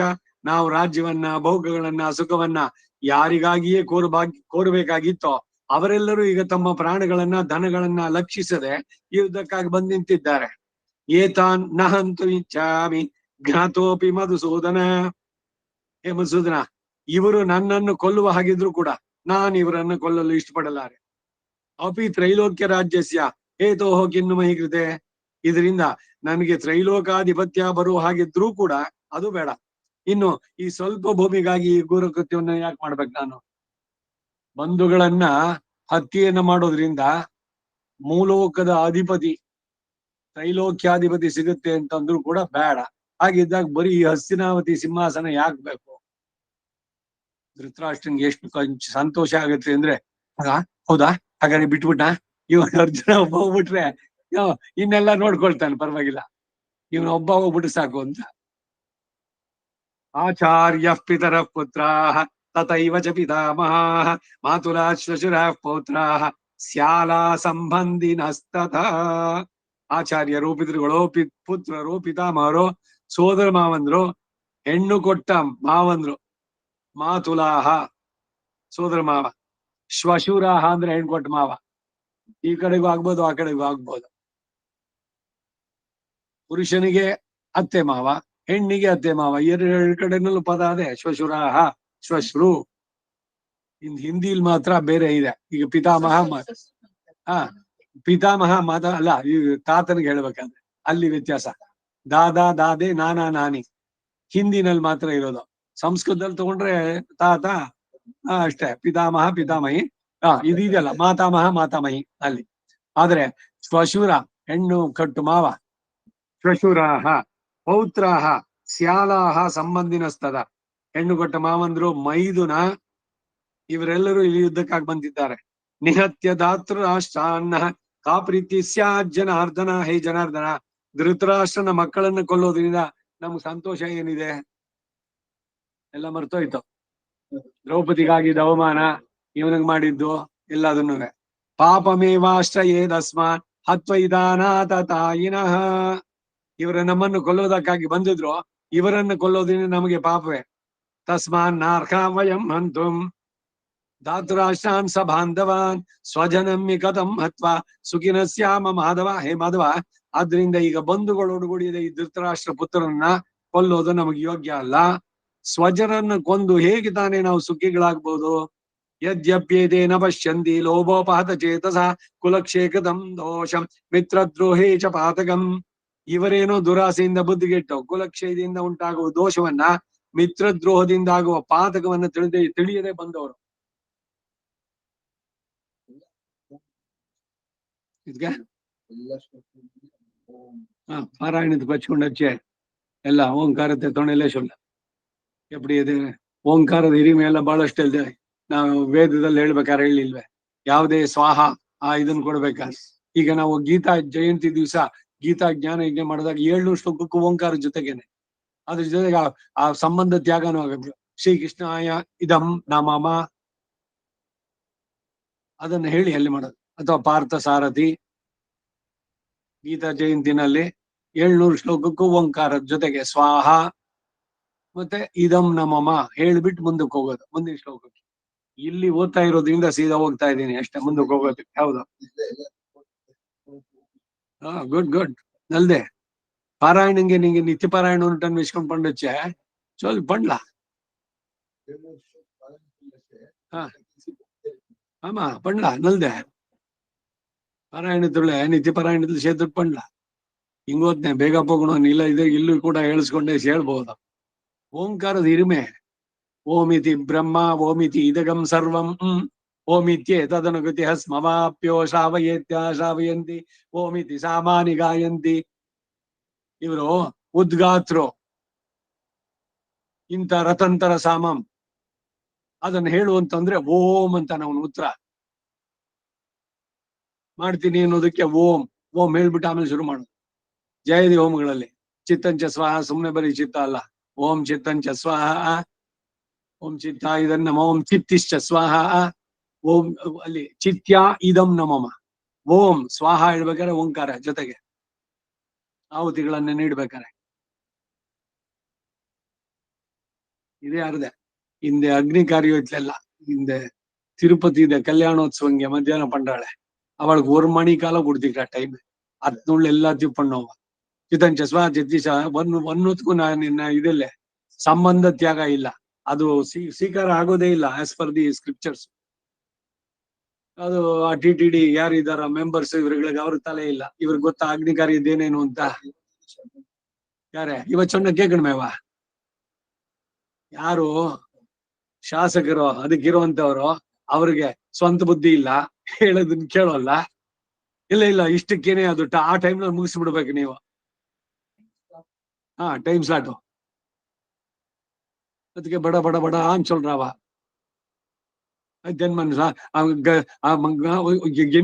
என்ன சொல்லிக்கிறானே ಗೊತ್ತಾಗಲ್ಲ. அதித்தேனு மன்யச அனுமதேனு மன்யச சரஸ்வதி மன்யச தேவசேவித பிராசாவி அப்படி தர நெக்ஸ்ட் பிராயசித்தார்த்தம் ಭುವಸ್ವಹ ಭುವಸ್ವಹ ಸುವಸ್ವಹ ಭುರ್ಭುಸ್ವಸ್ವಹ ಪ್ರಣೀತ ಸ್ವಪಾನೀಯ ಅನ್ಯ ಜಂಪುರೈತ್ವ ಪಟ ಪಟ ಪಟ ಪಟ சொல்லிட்டு போற. ಇವ ಹಂಗ ಉಕ್ಕೊಂಡ್ ಪಡ್ರುವ ವರ್ಮೆ ಇವ ಅಚಲ್ಕೆಂಡು ಇದ ಮೈಕ್ ಒತ್ತಾಳು ಗುರ್ತಿಗಾಳೆ ಅವ ಪಣ್ಗೆ ಪಡ್ದ ಇವ ಅವ ಚೊಲ್ಲಿಂತೆಲ್ಲ ಇವ ಇವ ಇನ್ನೂ 10 ಪಣ್ಣೆ ಇಕ್ಕಿಲ್ಲ ಅವ ಪುಣ್ಯ ಪಟ್ಪ ಹೇಗನ್ನ. ಹಾ ದೇವಸ್ಥಾನಗಳಲ್ಲಿ ಕಲ್ಯಾಣೋತ್ಸವಗಳ ಬಹಳ ಅಸಡ್ಡೆಯಿಂದ ಮಾಡ್ತಾರೆ. ನಾನ್ ಪರ್ಫೆಕ್ಟ್ ಮಾಡ್ತೀನಿ ಅಂತಲ್ಲ ಅಂದೆ. ಸ್ಕಂಡಿಲನ್ ಕಲ್ಪ ಇತ್ತಾನ ಹೋಮಕ್ ಕುಂಡ ಇಟ್ಕೊಂಡ್ರೆ ಸುಮ್ನೆ ತಂದು ಇಟ್ಕೊಂಡ್ಬಿಟ್ಟು ಡೈರೆಕ್ಟ್ ಆಗಿ ಹಾಕ್ಬಿಡೋದು ಬೆಂಕಿನ. ಭೂರ್ಭುವಸ್ವರೋಮಿತಿ ಅಗ್ನಿಂ ಪ್ರತಿಷ್ಠಾಪ್ಯ ಪ್ರಾಚೀ ಪೂರ್ವ ಮುದಕ್ ಸಂಸಂ ದಕ್ಷಿಣಾರಂಭ ಮಾಲಿಗೆ. ಅಗ್ನಿ ಪ್ರತಿಷ್ಠೆ ಮಾಡ್ಬೇಕಾದ್ರೆ ಏನಿದೆ ಪ್ರೊಸೀಜರ್ ಫಾಲೋ ಮಾಡ್ಬೇಕು. ತುಳಸಿ ತೋಟದಾಗ ತುಳು ಯಾರೋ ಇಪ್ಪಡಿಯ ಕಲ್ಯಾಣೋತ್ಸವ ಅನ್ಪಣ್ಣ சரி இவர் என்ன பண்ற பாக்கலான்னு போய் நின்று பத்கண்டிந்தேன். அவன் இன்னும் திருச்சொன்னும் அவன் பத்கண்டிக்கிறா ಏನ್ ಪಡ್ಡಿಗಳೋ ಪಡ್ಕೊಂಗಪ್ಪ ನಾನೊಂದು சொல்றதுக்கு ಬರೋದೇ ಇಲ್ಲ, ನೀಂಗ್ ಪಣ್ಣಿಂದು உங்களுக்கு ಅನ್ಯಿಟ್ಟೆ. ಏನಿಲ್ಲ ದಡ ದಡ ಮಾಡಿ ಮುಗಿಸಿದ್ದಾಯ್ತು. 12 ಗಂಟೆಗೆ ಮಂಗಳಾರತಿ ಶಾಂತಮರಿ ಆಗ್ಬಿಡ್ಬೇಕು ಅಷ್ಟಲ್ಲದು ಅದು ರೊಟೀನ್ ಅವರಿಗೆ. ಆ ರೊಟೀನ್ ಸ್ವಲ್ಪ ಸರಿಯಾಗಿ ಮಾಡ್ಕೊಂಡು ಇದು ಮಾಡಿದ್ರಾಗಲ್ವೇ. ಎಲ್ಲದರಲ್ಲೂ ಶ್ರದ್ಧೆ ಬಹಳ ಮುಖ್ಯವಾದ್ದು, ಅದಿರ್ಬೇಕು. ஏதோ கல்யாணோತ್ಸವ ಪಣ್ಣಂಗೋ ಹಂಗ್ ಪೋನಾಕ ಅಂದೆ 15 ಕರ್ಸ ಇದೆ. ಅದಾದ್ಮೇಲೆ ಚಿನ್ನದ ರಥ ಮಾಡ್ಬೇಕು ಅಂತಿದೀವಿ, ಬೆಳ್ಳಿ ರಥ ಮಾಡ್ಬೇಕು ಅಂತಿದೀವಿ, ಕೊಡಿ ಡೊನೇಷನ್ ಹಾಕಿ. ಎಷ್ಟೆಷ್ಟಿದೆಯೋ ಬೆಳ್ಳಿ ನಿಮ್ಮಲ್ಲಿ ಇರೋದು ಅದೆಲ್ಲ ತಂದ್ಕೊಡಿ. ಏದೇವರ್ ಇಂಡೆಂಟ್ ಇಲ್ಲದೆ ಅವನು ಕಲ್ಯಾಣೋತ್ಸವೇ ಪಂಡ್ರಲ್ಲ. ದುಡ್ಡು ಬರೀ ದುಡ್ಡು ಒಂದೇ ಪ್ರಧಾನವಾ ಏನು ಎಲ್ಲ ದಿಸ್ ಇಸ್ ನಾಟ್ ಕರೆಕ್ಟ್. ಏನೋ ಒಂದು ಅವರು ಮನೆ ಒಂದು ಇದ್ರದಕ್ಕೆ ಎಲ್ರು ಸೇರೋದಕ್ಕೆ ಮಾಡೋದಕ್ಕೆ ಏನ್ ಮಾಡ್ತಾರೆ. ಒಳ್ಳೇದು ಪಣ್ಣುಟ್ಟು ನಾವು ಪಂಚ ಚಿಕ್ರನು ಅಂದ್ರೆ ಪಟ್ಟಾಭಿ ಪಾತಿಗ್ರಿಗಳಾಗೆ ಗ್ಲಾಸ್ ಚೇಂಬರ್ ಉಳ್ಳೆ ಎಲ್ಲ ಒಳ್ಳಿ ಗರುಡು ಆದಿಶೇಷು ಎಲ್ಲ ಉತ್ಸವ ಮೂರ್ತಿಗಳೆಲ್ಲ ಎಲ್ಲ ಚಿನ್ನದ್ದು ಎಲ್ಲ ಬೆಳ್ಳಿದು ಇದ್ರದ್ದೆಲ್ಲ. ಇನ್ನು ಅದಾದ್ಮೇಲೆ ಇನ್ನೊಂದು ಇಂಡೆಂಟು ನೆಕ್ಸ್ಟ್ ಚಿನ್ನದ ರಥ ಮಾಡೋಣ. ಸರಿ ಬರೋಣ ನಮ್ದಕ್ಕೆ. ಯದ್ಯಪ್ಯೇತೇನ ಪಶ್ಯಂತಿ ಲೋಭೋಪಹತ ಚೇತಸ ಕುಲಕ್ಷೇಕೃತಂ ದೋಷಂ ಮಿತ್ರದ್ರೋಹೇ ಚ ಪಾದಕಂ. ಇವರೇನು ದುರಾಸೆಯಿಂದ ಬುದ್ಧಿಗೆಟ್ಟು ಕುಲಕ್ಷಯದಿಂದ ಉಂಟಾಗುವ ದೋಷವನ್ನ ಮಿತ್ರದ್ರೋಹದಿಂದ ಆಗುವ ಪಾದಕವನ್ನು ತಿಳಿಯದೆ ಬಂದವರು. ಇಪ್ಪೋ ಇದೆಲ್ಲ ನಕ ಒಂದು ತೆರಿஞ்சில்லையே உங்களுக்கு தோஷம் இல்லையே விடுங்கோ. ಅದು ಈ ರೀತಿನಲ್ಲಿ ಕಥಂ ನ ಜ್ಞೇಯಮಸ್ಮಾಭಿಃ ಪಾಪಾದಸ್ಮಾನ್ ನಿವರ್ತಿತುಂ ಕುಲಕ್ಷಯ ಕೃತಂ ದೋಷಂ ಪ್ರಪಶ್ಯದ್ಭಿರ್ಜನಾರ್ದನ. ಕುಲಕ್ಷಯದಿಂದ ಉಂಟಾಗಬಹುದು ದೋಷವನ್ನ ಚೆನ್ನಾಗಿ ಬಲ್ಲಂತ ನಾವಾದ್ರೂ ಈ ಪಾಪಕಾರಿಯಿಂದ ನಿವೃತ್ತರಾಗಬೇಕು ಎಂದು ನಾವು ಯೋಚಿಸದೇ ಇರ್ಬೋದೇ? ಅವರೇನೋ ಮಾಡ್ತಾರೆ, ಬುದ್ಧಿ ಇಲ್ಲ, ನಾವು ಮಾಡೋದೆ. ಸೊ ಅದಕ್ಕೆ ನಾವು ಕಾಡಿಗೆ ಹೋಗೋಣ. ಇದು ಎಷ್ಟು ಮಟ್ಟಿಗೆ ಆಗುತ್ತೆ ಅಂದ್ರೆ ಕೃಷ್ಣನ್ಗೆ ಅವನು ಶಾಸ್ತ್ರ ಹೇಳ್ತಾನೆ. ಕುಲಕ್ಷಯೇ ಪ್ರಣಶ್ಯಂತಿ ಕುಲಧರ್ಮ ಸನಾತನ ಏ ಧರ್ಮೇನಷ್ಟೇ ಕುಲಂ ಕೃಷ್ಣಂ ಅಧರ್ಮೋಭಿ ಭವತ್ಯುತ. ಕುಲಕ್ಷಯದಿಂದ ಸನಾತನಗಳಾದ ಕುಲಧರ್ಮ ಎಲ್ಲ ನಷ್ಟವಾಗುತ್ತೆ. ಧರ್ಮ ನಷ್ಟವಾದ್ರೆ ಅದರಿಂದ ಅಧರ್ಮವು ವಂಶವನ್ನೇ ಮೊತ್ತಕ್ಕೆ ಆವರಿಸುತ್ತೆ. ಅಧರ್ಮ ವಿಭವಾತ್ ಕೃಷ್ಣ ಪ್ರದುಷ್ಯಂತಿ ಕುಲ ಸ್ತ್ರೀಯ. ಅಧರ್ಮ ಎಲ್ಲಿ ಹೆಚ್ಚುತ್ತೋ ಆ ವಂಶದಲ್ಲಿ ಇವರ ಕುಲ ಸ್ತ್ರೀಯರೆಲ್ಲ ತಮ್ಮ ಶೀಲವನ್ನು ಬಿಟ್ಟು ಭ್ರಷ್ಟರಾಗ್ತಾರೆ. ಸ್ತ್ರೀಷು ದುಷ್ಟ್ವಾಸ ವಾರ್ಷ್ಣೇಯ ಜಾಯತೆ ವರ್ಣ ಸಂಕರ. ಸ್ತ್ರೀಯರು ಕೆಡೋದ್ರಿಂದ ವರ್ಣ ಸಂಕರ ಆಗತ್ತೆ. ಮಾತೇನೋ ಸತ್ಯ, ಅವನು ಹೇಳಿದ್ದಿಲ್ಲ ಅಂತಲ್ಲ. ಒಬ್ಬ ಮನುಷ್ಯ ಕೆಟ್ರೆ ಅವನು ಮಾತ್ರ ಕೆಡ್ತಾನೆ, ಒಬ್ಳು ಸ್ತ್ರೀ ಕೆಟ್ರೆ ಅವಳ ಕುಲಾನೇ ಹಾಳಾಗತ್ತೆ. ವರ್ಣ ಸಂಕರಕ್ಕೆ ಮೂಲ ಕಾರಣ ಇದು. ಸಂಕರೋ ನರಕಾಯೈವ ಕುಲಜ್ಞಾನಾಂಕುಲಸ್ಯ ಚ ಪತಂತಿ ಪಿತರೋ ಯೇಷಾಂ ಲುಪ್ತ ಪಿಂಡೋದಕ ಕ್ರಿಯಾ. ವರ್ಣ ಸಾಂಕರ್ಯ, ಇಂಟರ್ ಕ್ಯಾಸ್ಟ್ ಮ್ಯಾರೇಜಸ್ ಇದೆಯಲ್ಲ, ಭಗವದ್ಗೀತೆನಲ್ಲಿ ಹೇಳಿದ್ದು ನೋಡಿ. ಕುಲಘಾತಕರೊಡನೆ ಆ ಕುಲವನ್ನೇ ಮೊತ್ತಕ್ಕೆ ನರಕದಲ್ಲಿ ಬೀಳಿಸುತ್ತೆ. ಆಗ ಹಿಂದಿನ ಪಿತೃಗಳು ಪಿಂಡೋದಕಗಳೇನು ಇಲ್ಲದೆ ನರಕದಲ್ಲಿ ಬೀಳ್ಬೇಕಾಗತ್ತೆ.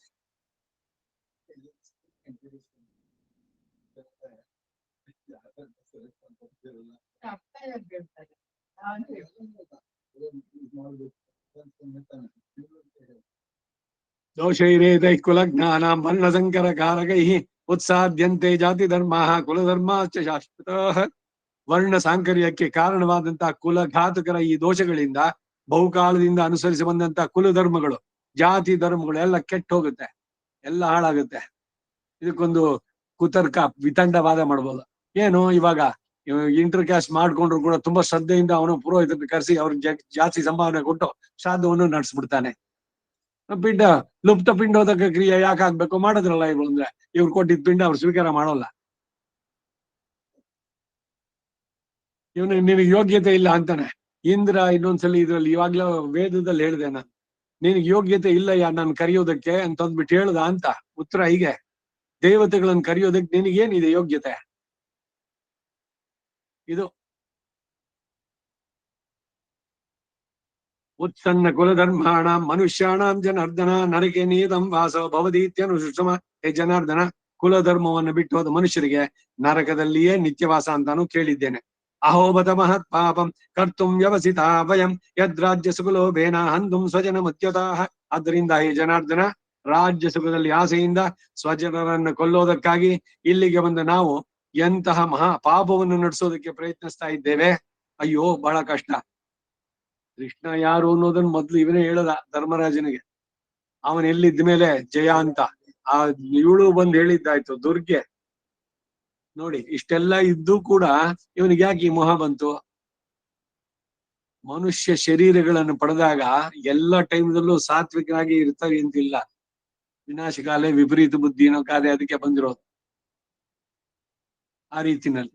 ಅದರಿಂದ ಮನಸ್ಸನ್ನ ನಿಗ್ರಹಿಸುವುದು ಎಷ್ಟು ಎಷ್ಟು ಮುಖ್ಯ ಅನ್ನೋದನ್ನು ತೋರಿಸ್ತಾ ಇದೆ ಪುರಾಣದ ಉಲ್ಲೇಖಗಳಲ್ಲಿ. ಇದ್ರಲ್ಲಿ ಬರುವಂತ ಈಗ ದೇವತೆಗಳು ಇಂದ್ರನೋ ಎಡವಿದ್ದನ್ನ ಪುರಾಣದ ಉಲ್ಲೇಖಗಳಲ್ಲಿ ಕೊಡೋ ಉದ್ದೇಶ ನಾವು ಆ ತಪ್ಪನ್ನು ಮಾಡಬಾರದು ಅಂತ. ಇಂದ್ರನ ಅವಮಾನ ಮಾಡೋದಕ್ಕಲ್ಲ ಉದ್ದೇಶ.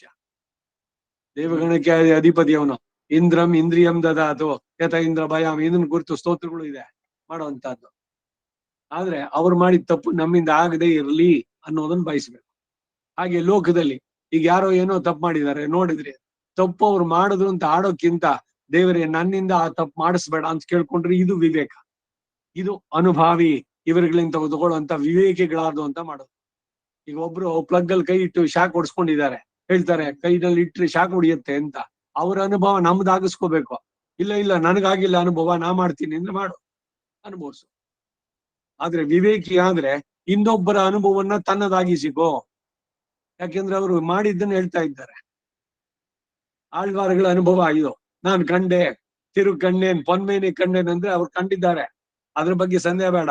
ನೀನು ಅವ್ರನ್ನ ಫಾಲೋ ಮಾಡು, ನೀನು ಕಾಣ್ಬಹುದು. ವಿವೇಕಿ ಆಟವನ್ನು ನಡೆಸಬೇಕಾದದ್ದು.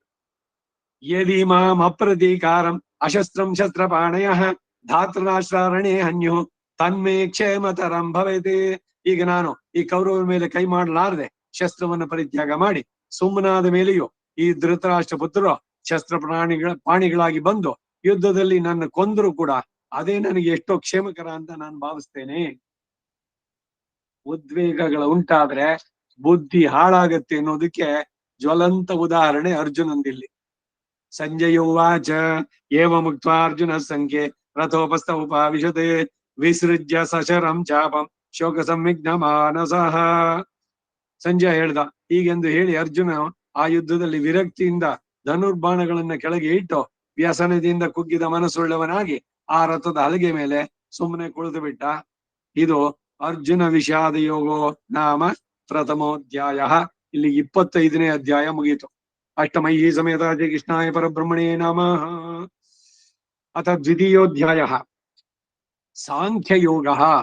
ಸಂಜಯೋವಾಚ ತಂ ಅಷ್ಟಮೈಷಿ ಸಮೇತ ಕೃಷ್ಣಾಯ ಪರಬ್ರಹ್ಮಣೇ ನಮಃ ತಂ ತಥಾ ಕೃಪಯಾ ವಿಷ್ಣಂ ಅಷ್ಟು ಪೂರ್ಣಾಕುಲೆ ಕ್ಷಣಂ ವಿಷೀದಂತಮಿದಂ ವಾಕ್ಯಂ ಉವಾಚ ಮಧುಸೂದನಃ. ಸಂಜಯನ ಹೇಳ್ದ, ರಾಜೇಂದ್ರ, ಹೀಗೆ ಬಂಧು ಮಿತ್ರ ಎಂಬ ಕನಿಕರದಿಂದ ಕಣ್ಣುಗಳಲ್ಲಿ ನೀರನ್ನು ತುಂಬಿಕೊಂಡು ದುಃಖಿಸುತ್ತಿರುವ ಆಚಾರ್ಯನನ್ನ ಕುರಿತು ಕೃಷ್ಣ ಹೀಗೆಂದು ಹೇಳತೊಡಗಿದ.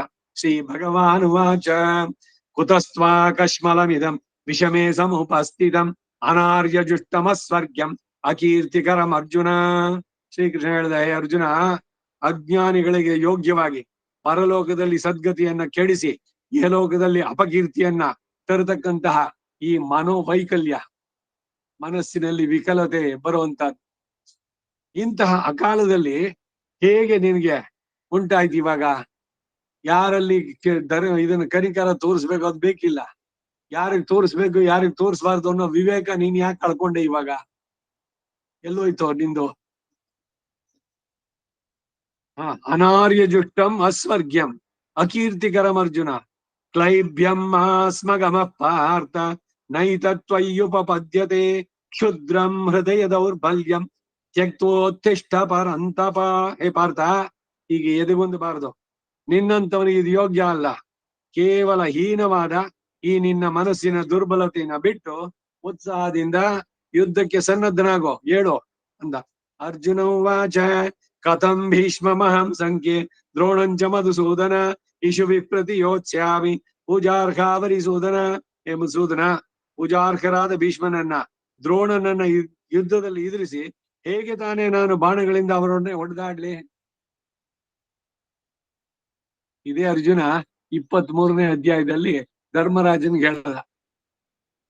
ಭೀಷ್ಮ ನಡೆಸಿರುವಂತ ಸೇನಾ ವ್ಯೂಹ ಎಷ್ಟು, ಅಯ್ಯೋ ಅದು ಎಷ್ಟೇ ಇದ್ರು ಕೂಡ ನಾವು ಧರ್ಮದಲ್ಲಿ ಇದ್ರಲ್ಲಿ ಇದ್ದೇವೆ. ಧರ್ಮಕ್ಕಾಗಿ ಹೋರಾಡ್ಬೇಕಾದ್ರೆ ಯಾವ ಪವರ್ಸ್ ಎಷ್ಟು ಇಲ್ಲ, ಭೀಷ್ಮನನ್ನು ಎದುರಿಸೋಕೆ ಯಾರಿಗಾರು ಸಾಧ್ಯವಾಗುತ್ತೆ? ಏನು ಬೇಡ ಅಂತ ಹೇಳಿದವನು ಇವನೇ. ಈಗ ತನಗೆ ಸ್ವತಃ ಬಂದಾಗ ಇದು ಎನ್ನಾರ್ನಕ್ಕ ಬೇರೆ ಅವಳಾಗ ಉಪದೇಶ ಚೊಲ್ಲಚ್ಚೆ ನನ್ನ ಚೊಲ್ಲೋ ಅವಳಿಗೆ ಪ್ರಸನ್ನೆಲ್ಲ ಬಂತೇನಲ್ಲೇ. ಹಿಂದೆ ಈ ವೇದಕ್ಕೆ ವರ ಇದ್ದಾರೆ, ಸತ್ಯನಾರಾಯಣ ಜ್ಞಾಪಕ ಅವ್ರನ್ನ ಏನಕ್ಕೆ ಹೆಂಗೋ RPCಲೇ ಒಟ್ಟಿದ್ದ ವರ ಇದ್ದಾರೆ. ಅವ್ರು ಆಮ್ಡೆ போயிட்டா. ವಿಜಯನಗರத்துல he was very active. So ரொம்ப ಬೇಜಾರೆ, ಸಹಜವಾಗಿ ಪಾಪ ಅಷ್ಟು ವರ್ಷ ಜೊತೆನಲ್ಲಿದ್ದವರು, ಪತ್ನಿ ವಿಯೋಗ ಎಲ್ಲ ಆಗಿದ್ದು ಅಂತ ಅಪ್ರ ಬಂದ.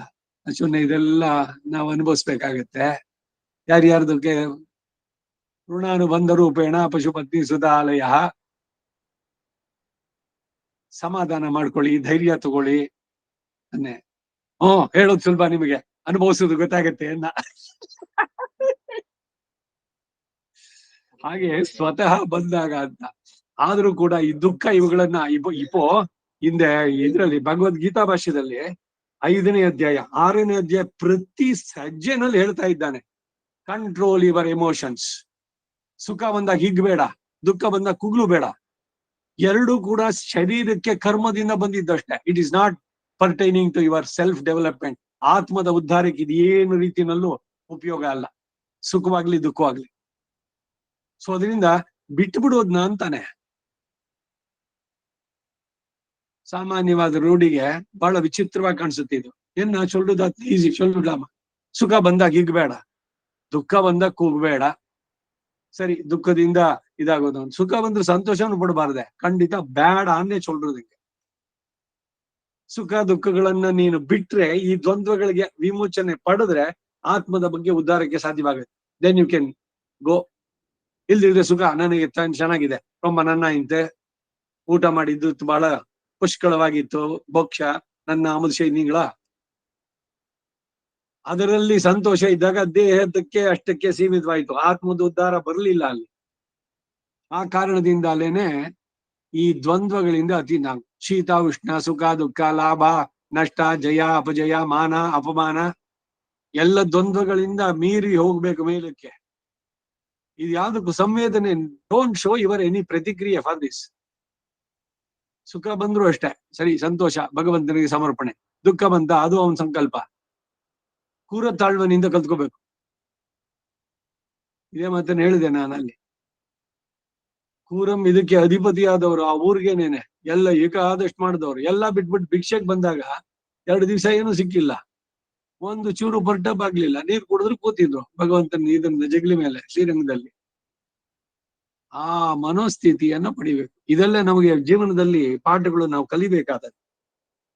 ಬರ್ತಾ ಬರ್ತಾ ಹೀಗೆ ಜ್ಞಾನವನ್ನ ತಂದು ಅದನ್ನ ರೂಢಿನಲ್ಲಿ ಅನುಭವಿಸ್ತಾ ಬಂದ್ರೆ ನಾವು ಸುಖಿಗಳಾಗ್ತೀವಿ. ಇಲ್ಲಿ ನಿಜವಾಗ್ಲು ಬೇರೆಯವರು ಪಡೋಷ್ಟು ದುಃಖನಾಗ್ಲಿ ಸುಖವಾಗ್ಲಿ ನಮ್ಗೆ ಯಾವುದು ಅನ್ಸೋಲ್ಲ. ಅವಾಗ ಬಂದಿದೆ ಮನುಷ್ಯ ಶರೀರ, ನಮ್ಮ ಉದ್ದೇಶ ಆತ್ಮದ ಉದ್ಧಾರ, ಆತ್ಮ ಸಾಕ್ಷಾತ್ಕಾರ, ಆತ್ಮ ಯಾಥಾತ್ಮ ಜ್ಞಾನ ಬರ್ಬೇಕು.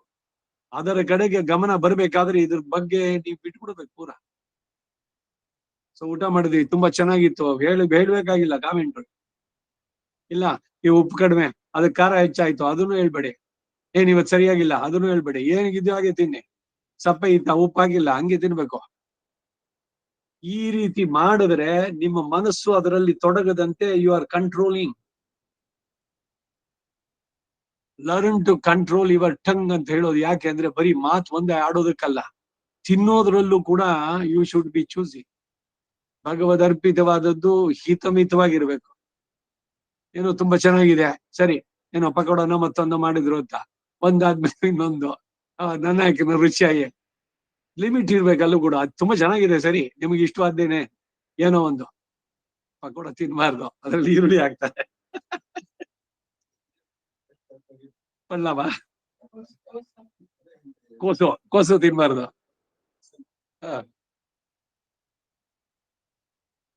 ಏನೇನೋ ಒಟ್ಟಲ್ಲಿ ಭಕ್ಷಣಗಳು ಇದ್ರದ್ದು ಶಾಸ್ತ್ರವೀತವಾದದ್ದನ್ನು ಸ್ವೀಕಾರ ಮಾಡ್ಬೇಕು.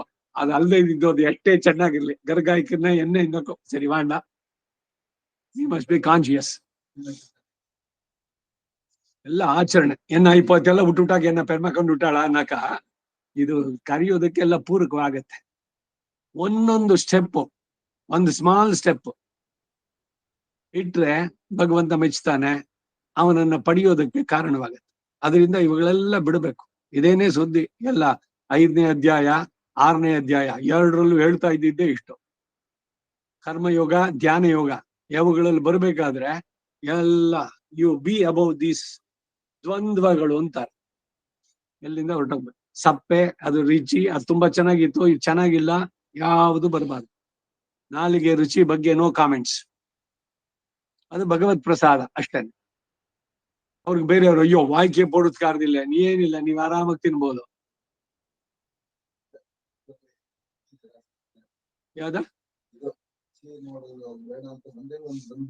ಹಾ ಖಂಡಿತ ಬರ್ಬೇಕು. ಅದು ಅಂದ್ರೆ ಏನು, ಶರೀರ ಇರೋದಕ್ಕೆ ಎಷ್ಟು ಬೇಕೋ ಅಷ್ಟು ತಿನ್ನುವಂತದ್ದು. ಒಂದು ಇದು ಕೂಡ ಹೆಚ್ಚಿಗೆ ಬೇಡ. ரொம்ப நல்லா இருக்கு. நான் தோசை பண்ணிக்கிறா, சட்னியும் பண்ணிருக்கா, சுடி சுடியாய் கர்கரியாய் இன்னொன்னு சாடுங்க, ಇನ್ನೊಂದು போடுங்க ಅನ್ನಕ போடுದಾಂಡ ರಂಡೆ ಆಚೆಯಲ್ಲಿ ಫಿನಿಶ್ಡ್.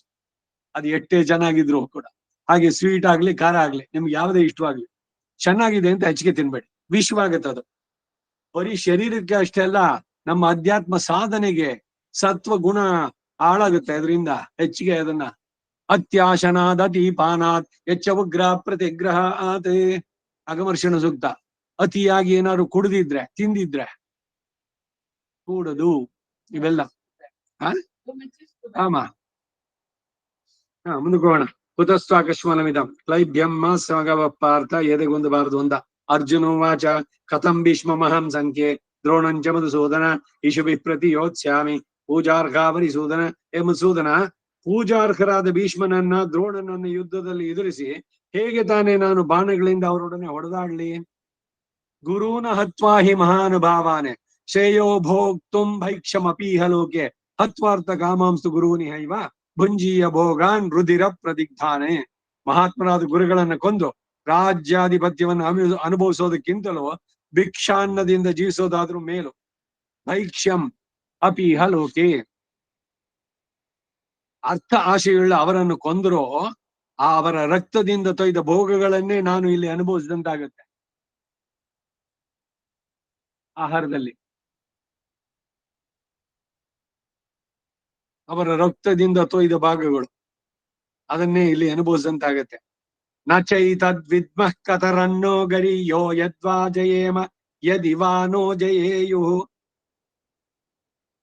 ಯಾನೇವ ಹತ್ವಾ ನ ಜಿಜೀವಿಷಾಮ ತೇವಸ್ಥಿತ ಪ್ರಮುಖೇ ಧಾರ್ತರಾಷ್ಟ್ರ.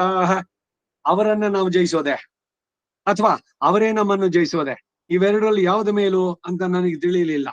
ಯಾರನ್ನು ಕೊಂದು ಬದುಕಬೇಕು ಎಂದು ನಮಗೆ ಆಸೆ ಇಲ್ವೋ ಅಂತಹ ಧೃತರಾಷ್ಟ್ರನ ಮಕ್ಕಳೇ ಎದುರಾಗಿ ಬಂದು ನಿಂತಿದ್ದಾರೆ.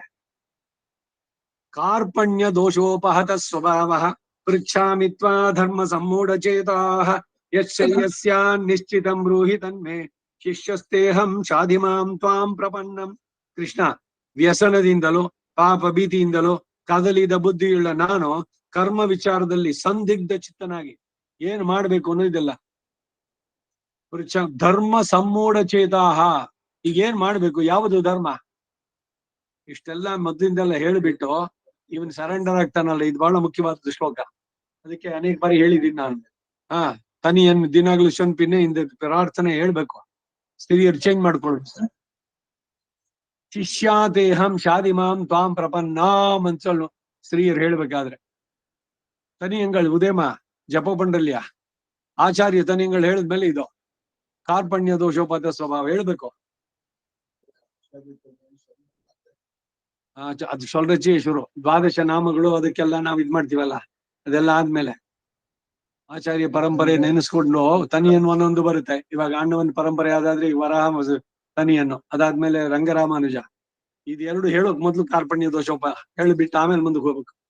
ಪರಕಾಲ ಮಠದ ತನಿಯನ್ನು ಹೇಳ್ತೀರಿ, ಮೊದಲು ಇದು ಕಾರ್ಪಣ್ಯ ದೋಷೋಪ ಹೇಳಿ, ಅದಾದ್ಮೇಲೆ ಮುಂದಕ್ಕೆ. ಇನ್ನೂ ಒಂದು ಹೇಳ್ತೀನಿ ಈ ಸಂದರ್ಭದಲ್ಲೇನೆ, ಏನ್ ಗೊತ್ತಾ, ಈ ಕಾರ್ಪಣ್ಯ ದೋಷೋಪಹತ ಸ್ವಭಾವ ನೀಗೆ ಸೊಳ್ರಚ್ಚ ಸ್ತ್ರೀಗೆ ಪೃಚ್ಛಾಮಿತ್ವ ಧರ್ಮ ಸಮ್ಮೂಢ ಚೇತ, ಅದ್ರ ಸೆಕೆಂಡ್ ಲೈನ್ ಅಲ್ಲಿ ಏನ್ ವ್ಯತ್ಯಾಸ ಇಲ್ಲ. ಯತ್ ಶ್ರೇಯಸ್ಸಾತ್ ಯತ್ ಶ್ರೇಯಸ್ ಯತ್ ಶ್ರೇಯಸ್ಯಾನ್ ನಿಶ್ಚಿತಂ ಬ್ರೂಹಿ ತನ್ಮೇ, ಆ ಮೂರನೇ ಲೈನ್ಸ್ ಏನು ವ್ಯತ್ಯಾಸ ಇಲ್ಲ. ಶಿಷ್ಯಸ್ತೇಹಂ ಇದೆ ಪುಲ್ಲಿಂಗದಲ್ಲಿ, ಶಿಷ್ಯಾತೇಹಂ ಶಿಷ್ಯಾತೇಹಂ ಶಿಷ್ಯಾತೇಹಂ ಶಾದಿಮಾಂ ತ್ವಾಂ ಪ್ರಪನ್ನಂ, ಇಲ್ಲಿ ಅಲ್ಲಿ ಪ್ರಪನ್ನಾಂ ಹೇಳ್ಬೇಕು. ಈ ಚೊಲ್ಲಿಯುಟೆ ಉಂಗಡೆ ಗೋತ್ರ ನಕ್ಷತ್ರ ಎಲ್ಲ ಚೊಲ್ಲಿ ಅದಾಚ ಚೊಲ್ರಿ ಇದೆಲ್ಲ ಬಣ್ಣಿ ಮಾಮ ನಿಮ್ಮ ಇದು ಪುತ್ರ ಪೌತ್ರ ಎಲ್ರನ್ನೂ ಸೇರಿಸ್ಕೊಂಡು ಅಲ್ಲಿ ಮನೋವಾಕಾಯೈಹಿ ಅಂದ್ರೆ ಶರಣಾಗತಿ ಗದ್ದಿದ್ದು ಅದನ್ನ ಅಲ್ಲಿ ಸೇರಿಸ್ಬಿಟ್ಟು ಮನೋವಾಕಾಯೈ ಅಕೃತ್ಯಾಗಂತ ಕೃತ್ಯಾಕರಣ ಭಗವದಪಚಾರ ಭಾಗವತಾಪಚಾರ ಅಸಖ್ಯಾಪಚಾರಾರೋಪಣ ಅನಾವಿಧಾನಂತಾಪಚಾರಾನ್ ಅನಾರಬ್ಧ ಕಾರ್ಯಾನ್ ಕೃತಾನ್ ಕ್ರಿಯಮಾಣಾನ್ ಕರಿಷ್ಯಮಾಣಾಂಚ ಸರ್ವಾನ್ ಅಶೇಷತ ಕ್ಷಮಸ್ವ. ನಾನು, ನನ್ನ ಹೆಂಡತಿ, ನನ್ನ ಮಕ್ಕಳು, ಮೊಮ್ಮಕ್ಕಳು, ಯಾರು ನನ್ನ ಬಂಧುಗಳಿದ್ದಾರೋ ಎಲ್ರು ಕೂಡ ಏನೇನು ಗದ್ದಿ ಜನ್ಮ ಜನ್ಮಾಂತರದಲ್ಲಿ ಮಾಡಿದ್ದು ಎಲ್ಲದನ್ನ ನೀನ್ ಕ್ಷಮಿಸ್ಬಿಡುವಂತ ಒಂದು ಕ್ಷಮಾಪಾಠ, ಭಗವಂತನಲ್ಲಿ ಕ್ಷಮಾಪಣೆ. ಅರ್ಜುನ ಹೇಳಿದ ಈ ಶ್ಲೋಕ ಹೇಳಿದ ತಕ್ಷಣ ಅದನ್ನ ಹೇಳ್ಬಿಟ್ಟು ಆಮೇಲೆ ಆಚರಿತಾನೆ.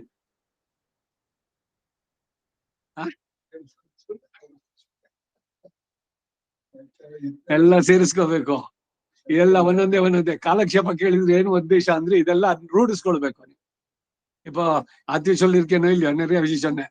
ಬೆಳಗ್ಗೆ ಮಧ್ಯಾಹ್ನ 12 ಗಂಟೆಗೆ ಒಂದ್ಸಲಿ ಎಲ್ಲ ತಳಿ ಕಾರ್ಯ ಎಲ್ಲ ಮುಡಿஞ்சிருக்கேன்னா உட்காருங்க, 2 அச்சம்ன பண்ணுங்க, 10 ಅಷ್ಟಾಕ್ಷರಿ, 5 ದೋಯಿ ಮಂತ್ರ, 5 ಚರ್ಮ ಶ್ಲೋಕ, ಸಾಯಂಕಾಲ ಕೈ ಕಲ್ದವಳುಗಳು 5ವರೆಗೆ ನಿನ್ ಸನ್ಸೆಟ್ ಆಗುತ್ತೆ ಅನ್ಬೇಕಾರೆ ದೇವ್ರಿಗೆ ದೀಪ ಹಚ್ಚಿ ಅಲ್ಲಿ ಅಷ್ಟಾಕ್ಷರಿ ದ್ವೈ ಮಂತ್ರ ಚರ್ಮ ಶ್ಲೋಕ.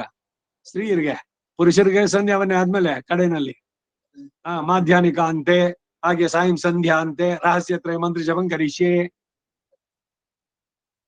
ಇದೆಲ್ಲ ರೂಢಿಸ್ಕೊಳ್ಬೇಕು. ಈ ಕ್ಷಮಾಪಣೆ ಭಗವಂತನಲ್ಲಿ ಕೇಳೋದು ಬಹಳ ಬಹಳ ಮುಖ್ಯ. ಅದಕ್ಕಾಗಿ ರಾಮಾನುಜ ಮಾಡಿದ್ದೇನೆ, ಅದು ಚೆನ್ನಾಗಿದೆ. ಆ 2 ಇದು ತಗೊಳ್ಳಿ, ಶರಣಾಗತಿ ಗದ್ಯದಲ್ಲಿ ಮನೋಭಾಕಾಯೈಹಿ ಶುರುವಾರ್ನ 2 ಪ್ಯಾರಾಗ್ರಾಫ್ ಅದು 2 ಚೊಲ್ಲ, ವರ್ಣನಕ್ಕೂ ಚೊಲ್ಲ ಅಟ್ಲೀಸ್ಟ್. ಅಶೇಷತಃ ಕ್ಷಮಸ್ವ, ಕ್ರಿಯಮಾಣಾನ್ ಕೃತಾನ್ ಕರಿಷ್ಯಮಾಣಾಂಚ. ಹಿಂದೆ ಮಾಡಿದ್ದು ಈಗ ಮಾಡ್ತಿರೋದು, ಮುಂದೆ ನಾನು ಕೇಳಿ ಒಂದ್ ವೇಳೆ ನಾ ಮಾಡಿದ್ರೆ ಅದು ಎಲ್ಲದನ್ನು ನೀನ್ ಕ್ಷಮಿಸು. ಅಶೇಷತಃ ಈ ಕ್ಷಮಾಪಣೆ ಭಗವಂತನಲ್ಲಿ ಆಗ್ಬೇಕು. ಪ್ರತಿದಿನ ಕ್ಷಮಾಪಣೆ ಕೇಳ್ಬೇಕು. ಮುಂದಕ್ಕೆ, ಹೇ ಕೃಷ್ಣ, ವ್ಯಸನದಿಂದ ಪಾಪ ಭೀತಿಯಿಂದ ಕದಲಿದ ಬುದ್ಧಿಯುಳ್ಳ ನಾನು ಕರ್ಮ ವಿಚಾರದಲ್ಲಿ ಸಂದಿಗ್ಧ ಚಿತ್ತನಾಗಿ ನಿನ್ನನ್ನು ಕೇಳ್ತಾ ಇದ್ದೇನೆ. ಮುಂದೆ ಯಾವುದು ಶ್ರೇಯಸ್ಕರವೋ ಅದನ್ನ ನನಗೆ ತಿಳಿಸಬೇಕು. ನಾನು ನಿನ್ನ ಶಿಷ್ಯ. ಶರಣಾಗತನಾದ ನನ್ನನ್ನ ಅನುಗ್ರಹಿಸಿ ಸರಿಯಾದ ದಾರಿಯಲ್ಲಿ ನಡೆಸಬೇಕು. ನಮ್ಮ ಸಂಪ್ರದಾಯದ ಪ್ರಕಾರ ಭಗವದ್ಗೀತೆ ಶುರುವಾಗಿದ್ದೆ ಇಲ್ಲಿಂದ. ಗೀತೋಪದೇಶ ಮೊದಲಿನ ಅಧ್ಯಾಯ ಇಲ್ಲವೇ ಇಲ್ಲ, ಬೇಕೇ ಇಲ್ಲ. ಅದು ಅವನು ಬರೀ ವಿಷಾದ ಯೋಗ. 2ನೇ ಅಧ್ಯಾಯದ 7ನೇ ಶ್ಲೋಕದಿಂದ ಗೀತೋಪದೇಶದ ಆರಂಭ. ನಹಿ ಪ್ರಪಶ್ಯಾಮಿ ಮಮ ಅನುದ್ಯಾತ್ ಯಚ್ಛೋಕ ಮುಚ್ಚೋಷಣಮಿಂದ್ರಿಯಾಣಾಂ ಅವಾಪ್ಯ ಭೂಮಾ ವಸಪತ್ನ ವೃದ್ಧಂ ರಾಜ್ಯಂ ಸುರಾಣಾಂ ಅಪಿಚಾಧಿಪತ್ಯಂ.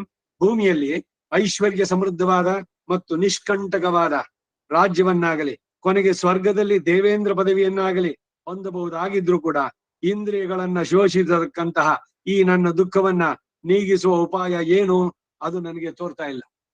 ಬೇರೆ ಏನೇನ್ ಬೇಕಾದ್ರೂ ಆಗ್ಬೋದು, ಆದ್ರೆ ಇವಾಗ ಎಷ್ಟು ದುಃಖವಾಗಿದೆ ನನಗೆ ಅಂದ್ರೆ ಏನು ಮಾಡ್ಬೇಕು ಅಂತ ನನಗೆ ತೋರ್ತಾ ಇಲ್ಲ ಇವಾಗ. ಧರ್ಮ ಸಮ್ಮೂಢ ಚೇತಾಹ ಬಹಳ ಮುಖ್ಯವಾದದ್ದು. ಅದರಿಂದ ನಾನು ಶಿಷ್ಯಸ್ತೇಹಂ. ಮಾಂ ಶಿಷ್ಯ ಇತಿ ಪರಿಗೃಹೀಶ್ವಾನ್ಯ. ವೆಂಕಟೇಶ್ ಗದ್ಯ ಇದೆ, ಮಿತಗದ್ಯ ಇದೆಯಲ್ಲ, ಶ್ರೀರಂಗದ್ಯದಲ್ಲೂ ವೆಂಕಟೇಶ್ ಗದ್ಯಲ್ಲಿ ಬರುತ್ತೆ. ವೈಕುಂಠ ಗದ್ಯ, ವೆಂಕಟೇಶ್ ಅಲ್ಲ, ವೈಕುಂಠ ಗದ್ಯದಲ್ಲಿ ನನ್ನನ್ನ ನೀನು ಶಿಷ್ಯನನ್ನಾಗಿ ಪರಿಗೃಹೀಶ್ವ, ಭಗವಂತ ಸ್ವೀಕರಿಸು. ನನಗೆ ಯಾವ್ದು ಶ್ರೇಯಸ್ಸೋ ಅದನ್ನ ನೀನ್ ಮಾಡು. ನೀನ್ ಏನ್ ಹೇಳ್ತೀಯೋ ಅದನ್ನ ತಲೆ ಬಗ್ಗಿಸ್ಕೊಂಡು ನಾನು ಮಾಡ್ತೀನಿ. ನನಗೆ ಇದೇ ಬೇಕು ಅದೇ ಬೇಕು ಅಂತ ಕೇಳೋಲ್ಲ, ಆ ಮೂರ್ಖತನ ಮಾಡೋಲ್ಲ. ನನ್ಗೆ ಇವಾಗ ನಾ ಕೇಳಿದ್ದಷ್ಟೇನೆ ಈಗಲೇ ಕೊಟ್ಬಿಡು. ನನಗೆ ಅದಕ್ಕೆ ಯೋಗ್ಯತೆ ಇದ್ರೆ ಅದರಿಂದ ನನಗೆ ಆತ್ಮಕ್ಕೆ ಉದ್ಧಾರ ಆಗೋದಾದ್ರೂ ಕೊಡು. ಇಲ್ದಿದ್ರೆ ನಾನು ಬಯಸಿದ್ರು ಕೂಡ ಅದು ಚೆನ್ನಾಗಿ ಇಲ್ದಿದ್ರೆ ನನ್ನ ಆತ್ಮದ ನಾಶಕ ಆಗೋದಾದ್ರೆ ಖಂಡಿತ ಅದನ್ನ ಕೊಡಬೇಡ ಅಂತ ಕೇಳ್ಬೇಕು ಭಗವಂತನ. ದೇವರೇ ನನ್ ದುಃಖ ಪರಿಹಾರ ಮಾಡು, ಎಲ್ಲ ಸುಖವಾಗಿ ಕೊಟ್ಬಿಡು, ಯಾವಾಗ್ಲೂ ಆರೋಗ್ಯ ಕೊಡು. ಇವೆಲ್ಲ ಸಾಮಾನ್ಯವಾದಂತ ಪ್ರಾರ್ಥನೆಗಳು. ವಿವೇಕಿಯಾದವನು ಯದ್ಯದ್ ಭವ್ಯಂ ಭವತು ಭಗವಾನ್ ಪೂರ್ವಕರ್ಮಾನುರೂಪ ಕದಾನು ಸಾಕ್ಷಾತ್ಕರವಾಣಿ ಚಕ್ಷುಷ ಅತಿಶೇಕಿರೇನ್ ಸೇತಿಕಿರೇ ನಾನೇ ಪ್ರಾಯಶ್ಚಿತ್ವ ಇದಾನ್ ಪಿನ್ನೆ. ಭಾಗವತ ಆಚಾರ್ಯ ಪಿತೃಕೈಂಕರ್ಯ ಉಪಯುಕ್ತ ಶರೀರ ಶುದ್ಧ್ಯರ್ಥಂ ಸರ್ವಾಮಯ ವಿನಾಶನಾರ್ಥಂ ಪ್ರಬಲತರ ಪ್ರಾಚೀನ ಕರ್ಮಕರ ಆದಿ ವ್ಯಾಧೀನೆ ಹರಿಷಡ್ವರ್ಗಂ ಷಡೂರ್ಮಿಹಿ ಈತಿ ಬಾಧಾನೆ ಸರ್ವಾನ್ ಮಾಡಿ ಸ್ಥಿರೈ ಅಂಗೈಹಿ ತವ ಕೈಂಕರ್ಯಾರ್ಥಮೇವ. ನಿನ್ನ ಕೈಂಕರ್ಯ ಮಾಡೋದಕ್ ಮಾತ್ರ, ಇನ್ನೇನ್ ನಾನು ಅದ್ರಲ್ಲಿ ಎಂಜಾಯ್ ಮಾಡಿ ನನಗೆ ನಾನು ಬಿಟ್ರಿಲ್ಲ ಈ ವಿಪರೀತ ಬುದ್ಧಿ ಬರದೆ ನಿನ್ನ ಕೈಂಕರ್ಯದಲ್ಲೇ ನಾನು ತನ್ಮಯನಾಗಿದ್ದು ನಿನ್ನನ್ನ ಈ ಜನ್ಮದಲ್ಲೇ ನಾನು ಕಾಣಬೇಕು. ಅವರು ನಾಳು ಕಾಣಮಾರಾಯಿ ಅಂತ ಆಳ್ವಾರ್ ಹೇಳಿದ್ರಲ್ಲ ಹಾಗೆ, ಕದಾನು ಸಾಕ್ಷಾತ್ಕರವಾಣಿ ಚಕ್ಷುಷ, ನನ್ನ ಈ ಚಕ್ಷಸ್ಗೆ ನೀ ಕಾಣ್ಬೇಕು. ಯಾವಾಗ? ಯಾಮನಾಚಾರ್ಯರ ಸ್ತೋತ್ರತ್ನದಲ್ಲಿ. ಇದೆಲ್ಲ ನಾವು ದಿನ ಪ್ರಾರ್ಥನೆ ಮಾಡೋದ್ರಲ್ಲಿ ಸೇರಿಸ್ಕೊಳ್ಳುವಂತ ಅದೇ ಊರ್ಮಿಗಳು ಇವೆಲ್ಲ ಅದೇ ಹರಿಷಡ್ವರ್ಗ ಬರುತ್ತಲ್ಲ ಅದ್ರ ಜೊತೆಗೆ ಅದಕ್ಕೆ ಸೇರುವಂತಹದ್ದು ಎಲ್ಲ. ಅವುಗಳನ್ನೆಲ್ಲ ಪರಿಹಾರ ಮಾಡು. ಕರ್ಮದಿಂದ ಏನೇನಿದೆಯೋ ಅದು. ಶರೀರ ದೃಢವಾಗಿರ್ಲಿ, ಪರ್ಮನೆಂಟ್ ಅಲ್ಲ ಇಲ್ಲಿ, ನಮ್ಗೆ ಗೊತ್ತದು. ನೀನೇ ವಿವೇಕ ಕೊಟ್ಟಿದೀಯ, ಅದರಿಂದ ಇರೋ ಅಷ್ಟು ದಿವಸ ಚೆನ್ನಾಗಿ ಇಟ್ಬಿಡು. ಅಷ್ಟು ದಿವಸನೂ ಕೂಡ ನಾನ್ ನಿನ್ ಕೈಂಕರ್ಯ ಮಾಡ್ಬೇಕು. ಭಗವತೆ ಭಾಗವತ ಆಚಾರ್ಯ ಕೈಂಕರ್ಯ ಉಪಯುಕ್ತ ಶರೀರ ಸಿದ್ಧಾರ್ಥಂ, ಇದು ನಮ್ಮ ಪ್ರಾರ್ಥನೆ ಆಗ್ಬೇಕು. ಮುಂದೋಗೋಣ. ಸಂಜಯ ಉವಾಚ ಏವ ಮುಕ್ತ ಋಷಿಕೇಶಂ ಗುಡಾಕೇಶ ಪರಂತಪ ನಯೋತ್ಸ್ಯ ಇತಿ ಗೋವಿಂದ ಮುಕ್ತ್ವಾ ತೂಷ್ಣೀಂ ಬಭೂವಃ. ಸಂಜಯ ಹೇಳಿದ, ಅರ್ಜುನನನ್ನು ಕೃಷ್ಣನೊಡನೆ ಹೀಗೆಂದು ಹೇಳಿ ನಾನು ಹೇಗೂ ಇವನೊಡನೆ ಯುದ್ಧ ಮಾಡಲಾರೆ ಅಂತ ಕೃಷ್ಣನಿಗೆ ಹೇಳಿ ಸುಮ್ಮನಾಗ್ಬಿಟ್ಟ. ತೂಷ್ಣೀಂ ಬಭೂವ, ತಮುವಾಚ ಋಷಿಕೇಶಃ ಪ್ರಹಸನ್ನಿವ ಭಾರತ ಸೇನೆಯೋರುಭಯೋರ್ಮಧ್ಯೆ ವಿಷೀದಂತಂ ಇದಂ ವಚಃ. ಇದೇ ಬಹಳ ಹೀಗೆ ಎರಡು ಸೈನ್ಯಗಳ ನಡುವೆ ದುಃಖದಿಂದ ಸುಮ್ಮನೆ ಕುಳಿದು ಬಿಟ್ಟಂತ ಅರ್ಜುನ್ ನೋಡಿ ಕೃಷ್ಣ ಪ್ರಹಸನ್ನಿವ ಭಾರತ ನಗುಮುಖದಿಂದ ಹೇಳ್ತಾ ಇದ್ದಾನೆ. ಶ್ರೀ ಭಗವಾನು ವಾಚ ಕೃಷ್ಣ ಹೇಳ್ದ ಅಶೋಚ್ಯಾನನ್ಯ ಶೋಚಸ್ತ್ವಂ ಪ್ರಜ್ಞಾವಾದಾಂ ಚ ಭಾಷಸೆ. ಹೇ ಅರ್ಜುನ, ನೀನು ದುಃಖಿಸಬಾರದವರನ್ನು ಕುರಿತು ದುಃಖಿಸ್ತಾ ಇದ್ದೀಯ, ಆದರೂ ತಿಳಿದವನಂತೆ ಮಾತಾಡ್ತಾ ಇದ್ದೀಯ. ಗತಾಸೂನ ಗತಾಸೂಂಶ್ಚ ನಾನು ಶೋಚಂತಿ ಪಂಡಿತಾಹ. ಮೃತರಾದವರನ್ನ ಅಥವಾ ಬದುಕಿದ್ದವರನ್ನು ಕುರಿತು ಆತ್ಮ ಅನಾತ್ಮ ವಿವೇಕ ಜ್ಞಾನವುಳ್ಳ ಪಂಡಿತರು ಎಂದಿಗೂ ದುಃಖಿಸೋದಿಲ್ಲ. ಕಂಟ್ರೋಲ್ ಯುವರ್ ಎಮೋಷನ್ಸ್ ಅನ್ ಒಂದಾಚೆ. ಬಂಧುಗಳು ಯಾರು ಹೋದ್ರೆ ಅಲ್ಲಿ ಹೋಗಿ ಅಳುಬಾಡು. ಇದು ಕೇಳಿದ ಮೇಲೆ ನೀವು you should not cry in front of them, the person who is leaving the body. ಶರೀರ ಬಿಡೋವನ ಮುಂದೆ ಯಾರು ಅಳಬಾರ್ದು, ಅವ್ರು ಯಾರೇ ಹತ್ರದವರೇ ಆಗ್ಲಿ ದೂರದವರೇ ಆಗ್ಲಿ. ಹಂಗ ಆಕ್ರಂದನೋ ಇನ್ನು ಜೋರಾಗಿ ದುಃಖ ಉಮ್ಮಳಿಸ್ಕೊಂಡು ಬಂತು. ಏನಾಗತ್ತೆ ಅಂದ್ರೆ ಆ ಪ್ರಾಣ ಹೋಗುತ್ತಲ್ಲ, ಬಹಳ ಕಷ್ಟಪಡ್ತಾರೆ ಶರೀರ. ಇಷ್ಟೆಲ್ಲ ನನಗಾಗಿ ಅಳ್ತಾ ಇದ್ದಾರೆ, ನನಗ್ ಬಿಡೋಕಿಲ್ಲ ಅಂತ. ಆದ್ರೆ ಅವ್ರು ಬಿಡೋದಿಲ್ಲ, ಹಾಕಿದ್ದಾರೆ ಪಾಶ ಎಳಿತಾರೆ ಅಂತೆ, ಹಿಂಗ್ ಬೀಳುತ್ತೆ. ಮತ್ತೆ ಮೇಲಕ್ಕೆ ಹೆಸರು ಉತ್ಕ್ರಾಂತಿ ದಶೆ ಎಷ್ಟು ತೀವ್ರ ಅಂದ್ರೆ ಕಡೆಗೇನು ಅಂದ್ರೆ ಅವನು ಬಿಡೋದಿಲ್ಲ, ಎಳಿತಾನೆ. ಆಗ ಒಂದು ಈಗ ಆರ್ತನಾದ ಜೋರಾಗಿ ಕಿರ್ಚ್ಕೊಂಡು ಪ್ರಾಣ ಬಿಟ್ಟು ಹೋಗ್ತಾರೆ. ತುಂಬಾ ಕಷ್ಟಪಡ್ತಾರೆ, ಶರೀರ ಬಿಡ್ತಾರೆ. ಅವ್ರ ಮುಂದೆ ಯಾರು ಹೊತ್ರೆ ಅದು ಅದರಿಂದ ಯಾರೇ ಆಗಿರ್ಲಿ, ತಂದೆನೋ ತಾಯಿನೋ ಹೆಂಡ್ತಿನೋ ಮಕ್ಕಳು ಯಾರೋ ಅವ್ರವ್ರ ಕರ್ಮಿಯಾಗಿ ಯಾರೇ ಹೋದ್ರು ಕೂಡ ಅಳಬಾರ್ದು. ವಿಷ್ಣು ಸಹಸ್ರನಾಮ ಹೇಳಿ ಮುಂದೆ ಕೂತ್ಕೊಂಡು. ಅವನ ಶರೀರ ಹೋಗ್ತಾ ಇದೆ ಎಂದಾಗ ಇಕ್ರದ ಪಾರೆ ಇನ್ನು ಉಸಿರೆ ಕೈ ಬೆಚ್ಚಪಾರೆ ಮುಕ್ಪಾರೆ ಏನ್ ನೋಡ್ಬೇಕು ಅದನ್ನ. ಅವನು ಶರೀರವನ್ನ ಅನಾಯಾಸವಾಗಿ ಬಿಡ್ಲಿಂದ ನೀವು ಪ್ರಾರ್ಥನೆ ಮಾಡಿ, ಭಗವಂತನ ಧ್ಯಾನ ಮಾಡಿ. ಇದು ಸರಿಯಾಗಿ ಕಳಿಸ್ಕೊಡೋದು. ಶರೀರಕ್ಕೆ ಶುದ್ಧಿ ಇದೆಯಾ ಅದನ್ನ ನೋಡ್ಬೇಕು. ಅದಕ್ಕೆ ಈ ಉತ್ಕ್ರಾಂತಿ ಇನ್ ಬರ್ತಾ ಇದೆ ಅಂತ ಹೇಳ್ಬೇಕಾದ್ರೆ ಶರೀರ ಬಿಡೋ ದಿಶೆ ಅವಾಗ ಹೊರಗಡೆನಲ್ಲಿ ವಿವೇಕಿಗಳಾದ್ರು ಹೇಳ್ತಾರೋರೆ, ನನ್ನ ಹೊರಗಡೆ ಮಲಗಿಸೋ, ದಕ್ಷಿಣಾಗ್ರವಾಗಿ ದರ್ಬೆ ಹಾಕೋ, ದರ್ಭಾಸನದ ಮೇಲೆ ಮಲಗಿಸೋ, ಕಾಲ್ ಮಡಿಸೋ, ಕೈ ಜೊತೆನಲ್ಲಿ ಇರ್ಲಿ. ಅದಕ್ಕೆ ಮೊದ್ಲೇನೆ ಏನಾದ್ರು ಹಾಕೊಂಡಿದ್ರೆ ಚಿನ್ನದ್ದೋ ಓಲೇನೋ ಅದು ಇದು ಎಲ್ಲ ತೆಗೆದ್ಬಿಡು ಶರೀರದಿಂದ, ಯಾವುದು ಇರಬಾರ್ದು. ಶರೀರವನ್ನು ಬಿಡ್ಬೇಕಾದ್ರೆ ಈಗ ಟ್ರಿಪ್ಗೆ ಹೋಗ್ಬೇಕಾದ್ರೆ ರೆಡಿ ಆಗೋಲ್ವೇ, ಹಾಗೆ ಆನ್ವರ್ಡ್ ಜರ್ನಿ ನಮ್ದು. ಇಲ್ಲೇನು ಅಂದ್ರೆ ವಾಪಸ್ ಬರೋಲ್ಲ. ಸೊ ಅದರಿಂದ ಸರಿಯಾಗಿ ಸಿದ್ಧರಾಗಿ ಸಾಯೋದು ಕಲಿಯಿರಿ. ಅವ್ರವ್ರ ಕರ್ಮ ಅದ್ರಲ್ಲಿ ಬರುವಂತ. ಆಸ್ಪತ್ರೆಯಲ್ಲಿ ಇದ್ರು ಅವ್ರಿಗೆ ಹೇಳ್ಬೇಕು. ನಮ್ ತಂದೆ ಇದ್ರದ್ದಾಗ್ಬೇಕಾದ್ರೆ ಅಂದೆ ಅಮರ್ಶಿ ಇದಕ್ಕದೆ ಕನಿಂಗಾಮ್ ರೋಡ್ ಅಂದ ಆಸ್ಪತ್ರೆಯಲ್ಲಿ ಅವೇ ಕೇಟ ಒಂದುಟ್ಟಿಯಂಗೆ ಆ ಜನವಾರ ಇದೆಲ್ಲ ತೆಗಿಬಿಡಿ, ಅದೆಲ್ಲ ಇರ್ಬೇಕು. ಒಂದೇ ನಾನು ಪ್ರಿಪೇರಿಂಗ್ ದಿ ಬಾಡಿ ಇನ್ಶೋರ್ ಇದು ಪಂಡ್ರ ಅದು. ಇನ್ನು ಈ ಪ್ರಾಣ ಹೋಗುತ್ತಲ್ಲ, ತುಂಬಾ ತೀವ್ರ ನೋವು, ಬಹಳ ಕರ್ಮ ಮಾಡಿದ್ರೆ ಬಹಳ ಕಷ್ಟಪಡ್ತಾರೆ. 1,000 ಸೂಜಿಯನ್ನ ಒಟ್ಟಿಗೆ ಚುಚ್ಚಿದ್ರೆ ಹೆಂಗಿರುತ್ತೆ ನೋವು, ಅಷ್ಟು ತೀವ್ರವಾಗಿರುತ್ತೆ ಪ್ರಾಣ ಬಿಡ್ಬೇಕಾದ್ರೆ. ಅವಾಗ ಏನು ಅಂದ್ರೆ ಆ ಭಯಕ್ಕೆ ಮಲಮೂತ್ರ ವಿಸರ್ಜನೆ ಆಗಿರುತ್ತೆ. ಅದನ್ನ ಸುಮ್ನೆ ಹಂಗೆ ಇಟ್ಬಿಟ್ಟು ಯಾರ ವಾದ್ಯಾರ್ ಬರ್ತಾನೆ ಮೇಲೆ ಸುಮ್ನೆ ನೀರ್ ಸುರಿದ್ಬಿಡೋದು, ಅಪವಿತ್ರ ಇದು ಪುರುಷ ಸೂಕ್ತ ಹೇಳೋದು, ಇದಲ್ಲ. ಶರೀರ ಶುದ್ಧಿ ಮಾಡ್ಬೇಕು. ಅವ್ರಿಗೆ ಯಾರ ಹತ್ರದವ್ರು ಇದ್ದಾರೆ, ಮಗನೋ ಹೆಂಡ್ತಿನೋ ಯಾರು ಇರ್ತಾರೋ ಅವ್ರದ್ದೆಲ್ಲ ಒಂದ್ಸಲಿ ಚೆಕ್ ಮಾಡಿ ಎಲ್ಲ ಇದ್ ಮಾಡಿ, ವಸ್ತ್ರಗಳು ಏನಿದೆಯೋ ಅಂತರ್ವಾಸ ಅದುಗಳನ್ನ ಶುದ್ಧಿ ಮಾಡಿಬಿಟ್ಟು ಆಮೇಲೆ ಶರೀರ ಶುದ್ಧವಾಗಿರೋದನ್ನ ಸಂಸ್ಕಾರಕ್ಕೆ ಕಳಿಸುವಂತಹದ್ದು. ದತ್ಪತೆ ಸ್ವಾಹ ದಂತಕಾಯ ಸ್ವಾಹ ಇತಿ ಶರೀರ ಹೋಮಾಂಜುಹೋತಿ ಪಿತೃಲೋಕಮೇವತ ಯಜಮಾನೋ ಅವರುಂಧೇ. ಭಗವದ್ಗೀತೆಯಿಂದ ಪೂಜೆಗೆ ನಾನು ಎಷ್ಟು ಸಿದ್ಧರಾಗಿರ್ಬೇಕು ಗೊತ್ತಾ ಇದೆಲ್ಲ. ಆತುಳ್ಳೆ ಗಂಗಾ ಜಲ ಇಲ್ಲ, ಅವ್ರಿಗೆ ಮೇಲುಸಿ 1 ಗಂಟೆ ಕ್ರಿಚೆ ಗಂಗಾ ಜಲ ಇದಾಗ್ಬೇಕು, ತೀರ್ಥವನ್ನು ಬಿಡಬೇಕು. ಅಸ್ಥಿ ವಿಸರ್ಜನೆಗೆ ಆ ಡ್ರೆಸ್ಸು ಇದರದೆಲ್ಲ ರೆಡಿ ಮಾಡಿ ಇಟ್ಕೋಬೇಕು. ಇದೆಲ್ಲ ಪ್ರಿಪರೇಷನ್. ಮಾರನೇ ದಿವಸ ಹೋಗ್ಬೇಕಾದ್ರೆ ಶ್ರೀರಂಗಪಟ್ಟಣಕ್ಕೆ ಮಂಡ್ಯದಲ್ಲೋ ಇದ್ರಲ್ಲೋ ಪೋಸ್ಟ್ ಆಫೀಸ್ ನಲ್ಲಿ ashes for immersion in Ganges, Ganga ನದಿನಲ್ಲಿ ಅಂತ ಹೇಳಿ ಆ ವಿಳಾಸ ಈ ಪಂಚಾಂಗದಲ್ಲೆಲ್ಲ ಆಗಿರ್ತಾನೆ. ಭಾನುಕುಮಾರ್ ಶಾಸ್ತ್ರಿ ಒಂಟಿ ಕೊಪ್ಪಲ್ತ ಅವ್ರಿಗೆ ಕಳ್ಸಿದ್ರೆ ಸಂಕಲ್ಪ ಮಾಡಿ ಗಂಗಾ ನದಿನಲ್ಲಿ ಅಸ್ಥಿ ವಿಸರ್ಜನೆ ಮಾಡ್ತಾರ ಅವ್ರು. ಏನ್ ತುಂಬಾ ಕಳಿಸ್ಬೇಕಾಗಿಲ್ಲ, ಒಂದಷ್ಟು powder ashes for immersion in Ganges. ಇವೆಲ್ಲ ಮಾಡಿದ್ರೆ ಅವರಿಗೆ ಉತ್ತಮ ಗತಿಗಳುಂಟು. ಅದಕ್ಕೆ ಸೇವಾ ವಿಧಾನದ ಪಟ್ಟಿರ್ತದೆ. ಗಯ್ಯನಲ್ಲಿ ಮಾಡುವಂತ ಸಾಧುಗಳು ಇದಕ್ಕೆ ಅವಿಳಾಸ ಇವೆಲ್ಲ ಕೊಟ್ಟಿರೋದು. ಇದೆಲ್ಲ ಶರೀರ ಬಿಟ್ಟ ಮೇಲೆ ಮಾಡೋದಕ್ಕೆ ಮಾಡ್ಬೇಕಾದಂತಹ ಸಿದ್ಧತೆಗಳು. ಏನೋ ಪ್ರಾಸಂಗಿಕವಾಗಿ ಬಂತು, ಅದಕ್ಕೆ ಕೇಳಿದೆ. ಹೋಗೋಣ ಮುಂದಕ್ಕೆ. ಶ್ರೀ ಭಗವಾನ ವಾಚ. ಮೃತರಾದವರು ಅಥವಾ ಇವರಿಗೆ ಆತ್ಮ ಅನಾತ್ಮ ವಿವೇಕ ಉಳ್ಳಂತ ಪಂಡಿತರು ಎಂದಿಗೂ ದುಃಖಿಸುವುದಿಲ್ಲ. ನೋಡಿ, ಇದೇನೆ ವಿವೇಕ ವಿಮೋಕ ಅಂತ ಸಾಧನ ಸಪ್ತಕಗಳು ಅಂತ ಹೇಳುತ್ತೆ. ಇವೆಲ್ಲ ಉಪನಿಷತ್ತು ಇವುಗಳಲ್ಲೂ ಕೂಡ ಬರುತ್ತೆ. ಏನು ವಿವೇಕ ಅಂದ್ರೆ? ವಿವೇಕ ಅಂದ್ರೆ ಇದೇನೆ, ಯಾವುದು ಆತ್ಮ ಯಾವುದು ಅನಾತ್ಮ ಅನ್ನೋ ವಿವೇಕ ಇರ್ಬೇಕು. ಶರೀರ ಆತ್ಮ ಅಲ್ಲ, ಅದು ಪ್ರಕೃತಿಗೆ ಸೇರಿದ್ದು. ಈ ವಿವೇಕ ಇದ್ರೆ ಅಂತವ್ರು ಇದಕ್ಕೆ ದುಃಖಿಸೋಲ್ಲ. ಇವತ್ತು ಈ ವಸ್ತ್ರ ಹಾಕೊಂಡಿದೀವಿ, ನಾಳೆ ದಿವಸ ಇನ್ನೊಂದು ಚೇಂಜ್ ಮಾಡ್ತೀವಿ. ಅದಕ್ಕೆ ಬಿಟ್ಟಿದ್ದಕ್ಕೆ ಏನಾದ್ರು ದುಃಖ ಇದೆಯಾ? ಇಲ್ಲ ಸುಖ ಇದೆಯಾ? ಏನಿಲ್ಲ. ಆ ರೀತಿನಲ್ಲಿ ನಿರ್ಲಿಪ್ತರಾಗಿರ್ಬೇಕು. ಈ ಶರೀರ ಬಿಟ್ಟು ಇನ್ನೊಂದು ಶರೀರ ಇದೆ ಅವ್ರಿಗೆ. ಯಾರಿಗೆ ಆತ್ಮ ಅನಾತ್ಮ ವಿವೇಕ ಇದೆಯೋ ಅವ್ರಗಳಿಗೆ, ಇವನ್ ಸತ್ವದ ಅಂದ್ರೆ ತಗೊಂಡೋಗಿ ಸುಟ್ಟು ಬಿಟ್ವಿ, ಆಮೇಲೆ ಅವನ್ ಇಲ್ವೇ ಇಲ್ಲ ಅಂತಿಲ್ಲ. ಆ ಆತ್ಮಕ್ಕೆ ಇನ್ನೊಂದು ಶರೀರ ಸಿಕ್ಕಿದೆ. ಶ್ರೀ ಭಾಷ್ಯದಲ್ಲಿ ಇದು ಯಥಾ ಜಲೂಕವತ್ತು ಎಂದು ಬರುತ್ತೆ.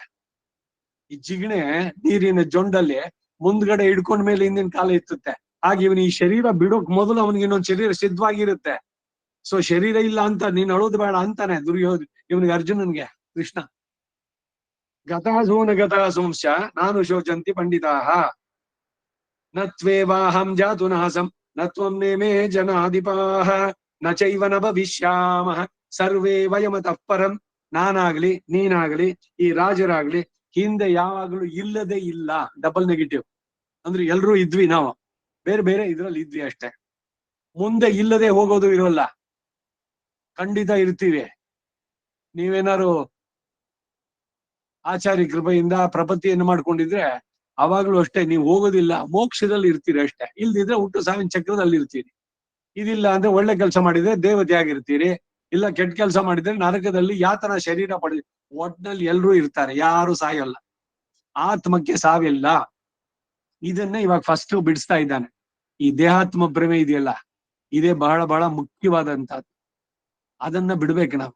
ಆತ್ಮ ಅನಾತ್ಮ ವಸ್ತು ವಿವೇಕ, ಇದೇನೆ ಯಾಥಾತ್ಮ ಜ್ಞಾನ ಅಂತ ಬಂದಿದ್ದು 5ನೇ ಅಧ್ಯಾಯ. ಇವುಗಳಿಗೆ ಬರ್ಬೇಕಾದ್ರೆ ಅಲ್ಲಿ ಭಾಷ್ಯದಲ್ಲಿ ಬಹಳ ವಿವರವಾಗಿ ಕೊಟ್ಟದ್ದು. ರಾಮಾನುಜರ ಭಾಷ್ಯ ಒಂದೊಂದು ಶ್ಲೋಕಕ್ಕೂ ವಿವರಣೆ. ಅದ್ರಲ್ಲಿ ಬರ್ಬೇಕಾದ್ರೆ ಎಲ್ಲ ನಾನಾಗ್ಲಿ ಇನ್ನೇನಾಗ್ಲಿ ಇಲ್ದೇ ಇಲ್ಲ, ಮುಂದೆ ಕೂಡ ಇರ್ತೇವೆ. ನಾವೆಲ್ಲರೂ ಹಿಂದೆ ಇದ್ದವ್ರೆ, ಮುಂದೆಯೂ ಇರ್ತಕ್ಕರೆ. ಗೊತ್ತಾಯ್ತೆ? ನೀನ್ ಯಾತಕ್ಕಾಗಿ ದುಃಖಿಸ್ಬೇಕು?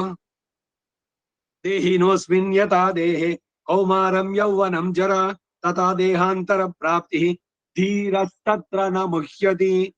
ದೇಹಿಗೆ ಈ ದೇಹದಲ್ಲಿ ಬಾಲ್ಯ ಯೌವನ ಮುಪ್ಪು ಎಂಬ ಬದಲಾವಣೆಗಳು ಹೇಗೆ ಬರುತ್ತೋ ಅಂದ್ರೆ ಎಲ್ಲ ಮನುಷ್ಯರಿಗೂ ದೇಹ ಯಾರ್ಯಾರಿಗಿದ್ದೋ ಅದೆಲ್ಲ ದೇಹಿಗಳೇನೆ. ಅವರಿಗೆ ಬಾಲ್ಯ ಯೌವನ ಮುಪ್ಪು ಎಲ್ಲ ಬಂತಲ್ಲ, ಅವಾಗ ಒಂದರಿಂದ ಇನ್ನೊಂದಕ್ಕೆ ಬಂದ್ರಲ್ಲ, ಅವಾಗ ಏನಾದ್ರು ದುಃಖ ಆಯ್ತಾ ನಿಮ್ಗೆ? ಗೊತ್ತಾಯ್ತಾ? ಯಾರೋ ಹೇಳಿದ್ರು, ಅಯ್ಯೋ ಇಲ್ಲ ಕನ್ನಡಿನಲ್ಲಿ ಉಡ್ಕೊಂಡಾಗ ಅಯ್ಯೋ ತಲೆಮೈರೆಲ್ಲ ಒಳ್ಳೆ ಹಚ್ಚಿ ವಯಸ್ಸಾಯ್ಪು ಚಪ್ಪ. ನನ್ನ ಪ್ರೌಢಾವಸ್ಥೆ ಮುಗಿಯಿತು ಅಥವಾ ನನ್ನ ಯೌವನಾವಸ್ಥೆ ಮುಗಿಯಿತು. ನಾನು ಮಗುವಾಗಿದ್ದಾಗ, ನಾನು ಬಾಲನಾಗಿದ್ದಾಗ, ನಾನು ಪ್ರೌಢನಾಗಿದ್ದಾಗ ಆ ಅನುಭವ ಎಲ್ಲ ಇದೆಯೋ ಇಲ್ವಾ? ಅವಾಗ ಏನಾದ್ರು ಬೇರೆ ಶರೀರ ಇದೆಯಾ? ಈ ಶರೀರದಲ್ಲೇ ಇದ್ರಿ ಆ ಶರೀರದ ಪರಿಣಾಮಗಳು ಇವೆಲ್ಲ ಅವಸ್ಥೆಗಳು. ಬಾಲ್ಯಾವಸ್ಥೆ, ಕೌಮಾರಾವಸ್ಥೆ, ಈ ಅವಸ್ಥೆಗಳು. ಇದಕ್ಕೆ ಯಾರು ಒಂದ್ ಅವಸ್ಥೆಯಿಂದ ಇನ್ನೊಂದ್ ಅವಸ್ಥೆಗೆ ಬಂದಾಗ ನೀವ್ ಹತ್ರ. ಹಾಗೆ ಒಂದ್ ಶರೀರ ಬಿಟ್ಟು ಇನ್ನೊಂದ್ ಶರೀರಕ್ಕೆ ಹೋಗ್ಬೇಕಾದ್ರೆ ಯಾಕೆ ಅಳ್ತೀರಿ? ಇವತ್ತು ಈ ಡ್ರೆಸ್ ಹಾಕೊಂಡಿದೀವಿ, ನಾಳೆ ಇನ್ನೊಂದ್ ಡ್ರೆಸ್ ಹಾಕ್ತಿವಿ. ಈ ಡ್ರೆಸ್ ಬಿಚ್ಬೇಕಾದ್ರೆ ಅಯ್ಯೋ ಈ ಡ್ರೆಸ್ ಬಿಚ್ಬೇಕಲ್ಲ ಅಂತ ಹೇಳೋದುಂಟೇನು? ತುಂಬಾ ಚೆನ್ನಾಗಿತ್ತು, ಎಲ್ರು ಅಪ್ರಿಶಿಯೇಟ್ ಮಾಡಿದ್ರು, ಬಹಳ ಚೆನ್ನಾಗಿ ನಿಮಗೆ ಒಪ್ಪತ್ತೆ, ಇದು ಮ್ಯಾಚಿಂಗು ಅದು ಇದು ಅಂತೆಲ್ಲ ಬೇರೆಯವರೆಲ್ಲ ಹೇಳಿದ್ರು. ಅಯ್ಯೋ ಇದನ್ ಬಿಡ್ಬೇಕಾ? ಇವನು ಆಂಜನೇಯ ನಾ ಶರೀರ ಬಿಡೋಲ್ಲ ಅಂದ. ಯಾಕೆ? ರಾಮ ಅಪ್ಕೊಂಡಿದ್ ಶರೀರ ಅಂತ. அப்படி எல்லாரும் ரொம்ப அப்ரிசியேட் பண்ணா நம்முடைய சீரையோ இல்ல பஞ்சியோ ரொம்ப நன்னா இருக்குன்னு அவங்களுக்கு, ಬಾರ್ಡ್ರು ரொம்ப ನನ್ನ இருக்குன்னு ಅಲಂಕಾರ ನಾನ್ ಬಿಚ್ಚೋದೇ ಇಲ್ಲ. ಹಾಗಾದ್ರೆ ಮೂರ್ಖನ ಆದಂಗ ಆಗತ್ತೆ. ಹಾಗೆ ಶರೀರಕ್ಕೂ ಕೂಡ ಅಷ್ಟೇ ಇದ್ರಲ್ಲಿ ನೋಡ್ಬೇಕು. ಅದಕ್ಕಾಗಿ ಹೇಳ್ತಾನೆ ಇವನು, ಈ ದೇಹ ಹೋದ್ರೂ ಕೂಡ ಬೇರೊಂದು ದೇಹ ಬರುತ್ತೆ. ಆತ್ಮಜ್ಞಾನಿಯಾದವನು ಇದಕ್ಕೆ ದುಃಖಿಸೋದಿಲ್ಲ. ಮಾತ್ರ ಸ್ಪರ್ಶಾಸ್ತು ಕೌಂತೆಯ ಶೀತೋಷ್ಣ ಸುಖ ದುಃಖದಾಹ ಆಗಮಾಪಾಯಿನೋ ನಿತ್ಯ ತಾಂ ತಿತಿಕ್ಷಸ್ವ ಭಾರತ. ಹೇ ಕುಂತಿಕುಮಾರ, ಪ್ರಾಣಿಗಳಿಗೆ ಇಂದ್ರಿಯಗಳೊಡನೆ ಶಬ್ದಾದಿ ವಿಷಯಗಳ ಸಂಯೋಗವೇ ಶೀತ ಉಷ್ಣ ಸುಖ ದುಃಖಗಳನ್ನು ಉಂಟು ಮಾಡುವಂತಹದ್ದು. ನೋಡಿ, ಶೀತ ಉಷ್ಣ ಸುಖ ದುಃಖ ಏನಿದು? ಅಲ್ಲ, ಒಂದೊಂದು ಏನು ಅಂತಂದ್ರೆ ಏನ್ ಹೇಳ್ತೀರಿ? ಫೀಲಿಂಗ್, ಒಂದೊಂದು ಭಾವನೆಗಳು. ಹ, ಇದೆಲ್ಲ ಒಂದೊಂದು ಕೂಡ ಶಬ್ದಾದಿ ವಿಷಯಗಳ ಸಂಯೋಗ ಶೀತ ಉಷ್ಣ ಸುಖ ದುಃಖಗಳನ್ನು ಉಂಟು ಮಾಡುತ್ತೆ. ಅವು ಆಗಾಗ ಬಂದು ಹೋಗತಕ್ಕವುಗಳೇ ಹೊರತು ಪರ್ಮನೆಂಟ್ ಅಲ್ಲ. ಸುಖ ಪರ್ಮನೆಂಟ್ ಆಗಿದ್ಯಾ? ದುಃಖ ಪರ್ಮನೆಂಟ್ ಆಗಿದ್ಯಾ? ಯಾರಿಗಾರು ಅಯ್ಯೋ ನಾನು ಬರೀ ದುಃಖನೇ ರೀ, ನನಗ್ ಬಂದಿದ್ದಷ್ಟು ಯಾರಿಗೂ ಇಲ್ಲ, ಹಾಗಾದ್ರೆ ಸುಖ ಪಡ್ಲೇ ಇಲ್ವಾ ಒಂದ್ ದಿವ್ಸನೂ ನೀವು ನಿಮ್ ಲೈಫ್ ನಲ್ಲಿ? ಹ, ಅವುಗಳನ್ನ ನೀನ್ ಸಹಿಸ್ಕೋಬೇಕು. ಯಾಕೆಂದ್ರೆ ಕರ್ಮದಿಂದ ಬಂದಂತಹದ್ದು. ತಾಮ್ ತಿತಿಕ್ಷಸ್ವ. ಈ ಸಂದೇಶ ಪ್ರತಿಯೊಬ್ಬರಿಗೂ ಕೂಡ. ಶರೀರದಲ್ಲಿ ಕರ್ಮದ ಶರೀರ ಪಡೆದಿದ್ದೀರಿ, ಅದಕ್ಕೆ ಸರಿಯಾಗಿ ನಮ್ಮ ಕರ್ಮದ ಪ್ರಕಾರ ಬರುತ್ತೆ. ಸುಖವೋ ದುಃಖವೋ ಶೀತ ಉಷ್ಣ ಮಾನ ಅಪಮಾನ ಲಾಭ ನಷ್ಟ ಜಯ ಅಪಜಯ ಎಲ್ಲದನ್ನು ಸಹಿಸ್ಕೋ. ಯಾವುದಕ್ಕೂ ನೀನು ಪರ್ಟರ್ಬ್ ಆಗಬೇಡ. ಆ ಮಟ್ಟಿಗೆ ಏರು ನೀನ್ ಮನಸ್ಸಿನಲ್ಲಿ. ದುಃಖ ಬಂದಾಗ ಕುಗ್ಬೇಡ, ಸುಖ ಬಂದಾಗ ಹಿಗ್ಬೇಡ. ಯಾಕೆಂದ್ರೆ ಇದು ಎರಡು ಆತ್ಮಕ್ಕೆ ಸಂಬಂಧಿಸಿದ್ದಲ್ಲ. ಶರೀರ ಭಗವಂತ ಕೊಟ್ಟಿದ್ದು, ಆ ಶರೀರವು ನಿಂದಲ್ಲ. ಅಯ್ಯೋ ನನ್ ಶರೀರ ಅದಕ್ಕೆ ಇದಾಗ್ತಾ ಇದೆ ಏನೋ, ಅದು ಅದಿಂದ ಅಲ್ಲ. ನಿನ್ ಶರೀರ ಅಲ್ಲ ಅದು. ಪ್ರಕೃತಿಗೆ ಸೇರಿದ್ದು, ಭಗವಂತ ಕೊಟ್ಟಿದ್ದು. ನೀನ್ ಪುಣ್ಯದ್ದು ಫಲ ಕೊಟ್ಟು ಅದನ್ನ ಬರ್ದಿದ್ಯಾ. ಕ್ರೀಣೀತಂ, ಯಾವ ಪರ್ಚೇಸ್ಡ್ ಇಟ್. ಮನುಷ್ಯ ಶರೀರನ ಸುಮ್ನೆ ಬಂದದ್ದಲ್ಲ. ಸೊ ಅದಕ್ಕಾಗಿ ಶರೀರದ ಬೇರೆ, ನಿಂದ ಬೇರೆ, ಆತ್ಮ ಬೇರೆ. ಯಂ ಹಿ ನವ್ಯಥಯಂತ್ಯೇತೆ ಪುರುಷಂ ಪುರುಷರ್ಷಭ ಸಮದುಃಖ ಸುಖಂ ಧೀರಂ ಸೌಮೃತತ್ವಾಯ ಕಲ್ಪತೆ. ಹೇ ಅರ್ಜುನ, ಈ ಶೀತ ಉಷ್ಣ ಸುಖ ದುಃಖಾದಿಗಳು ಯಾವನನ್ನು ಕದಲಿಸಿದ ಆರೋಲ್ವೋ, ಅಧೈರ್ಯ ಏನೋ ಇಲ್ಲದೆ ಅವನು ಧೈರ್ಯವಾಗಿ ಎದುರಿಸ್ತಾನೋ ಅವನು ನಿಜವಾಗ್ಲೂ ಧೀರ. ಆ ಸುಖ ದುಃಖಗಳೆರಡನ್ನು ಸಮವಾಗಿ ಭಾವಿಸತಕ್ಕಂತ ಧೀರನೇ ಮೋಕ್ಷಕ್ಕೆ ಅರ್ಹನಾಗ್ತಾನೆ. ಮೋಕ್ಷವನ್ನ ಬಯಸೋದಾದ್ರೆ, ಅರ್ಹತೆ ಬರಬೇಕಾದ್ರೆ ಮೊದಲು ಇದರಿಂದ ನಾವು ದಾಟಬೇಕು ಅಂತ ಈ ಜಾಗದಲ್ಲಿ ನಿಲ್ಸ್ಕೊಂಡಿರೋಣ. ವಸುದೇವ ಸುತಂ ದೇವಂ ಕಂಸ ಚಾಣೂರಮರ್ದನಂ ದೇವಕೀ ಪರಮಾನಂದಂ ಕೃಷ್ಣಂ ವಂದೇ ಜಗದ್ಗುರುಂ ಅತಸಿ ಪುಷ್ಪ ಸಂಕಾಶಂ ಹಾರನೋ ಪುರುಷೋಭಿತಂ ರತ್ನಗಂಗಣ ಕೇಯೂರಂ ಕೃಷ್ಣಂ ವಂದೇ ಜಗದ್ಗುರುಂ ಕುಟಿಲಾಲಕದಂ ಯುಕ್ತಂ ಪೂರ್ಣಚಂದ ನಿಭಾನನಂ ವಿಲಸತ್ಕುಂಡಲಧರಂ ದೇವಂ ಕೃಷ್ಣಂ ವಂದೇ ಜಗದ್ಗುರುಂ ಮಂದಾರಗಂಧ ಸಂಯುಕ್ತಂ ಚಾರುಹಾಸಂ ಚತುರ್ಭುಜಂ ಬರ್ಹಿ ಪಿಂಚಾವಚೂಡ ಅಂಗಂ ಕೃಷ್ಣಂ ವಂದೇ ಜಗದ್ಗುರುಂ. ಮಹಾಭಾರತ ಚೊನ್ನಲ್ಲೂ ಕೃಷ್ಣ ಅಷ್ಟಕ ಇರ್ಬೋದು. ಮತ್ತೆ ಭಗವದ್ಗೀತೆ ಇದೆ ಕಾಲಕ್ಷೇಪ ಆದಾಗಲೂ ಅವಶ್ಯವಾಗಿ ಇದನ್ನ ಹೇಳ್ಬೇಕು. இப்ப ராமாயணத்துல ஏவமே தத்புராவிருத்தம் சொல்லி கன்க்ளூட் பண்றாமே, அந்த மாதிரி இது. சரி, கிருஷ்ணாஷ்டகம் இதம் புண்ணியம் பிராத்தருத்தாய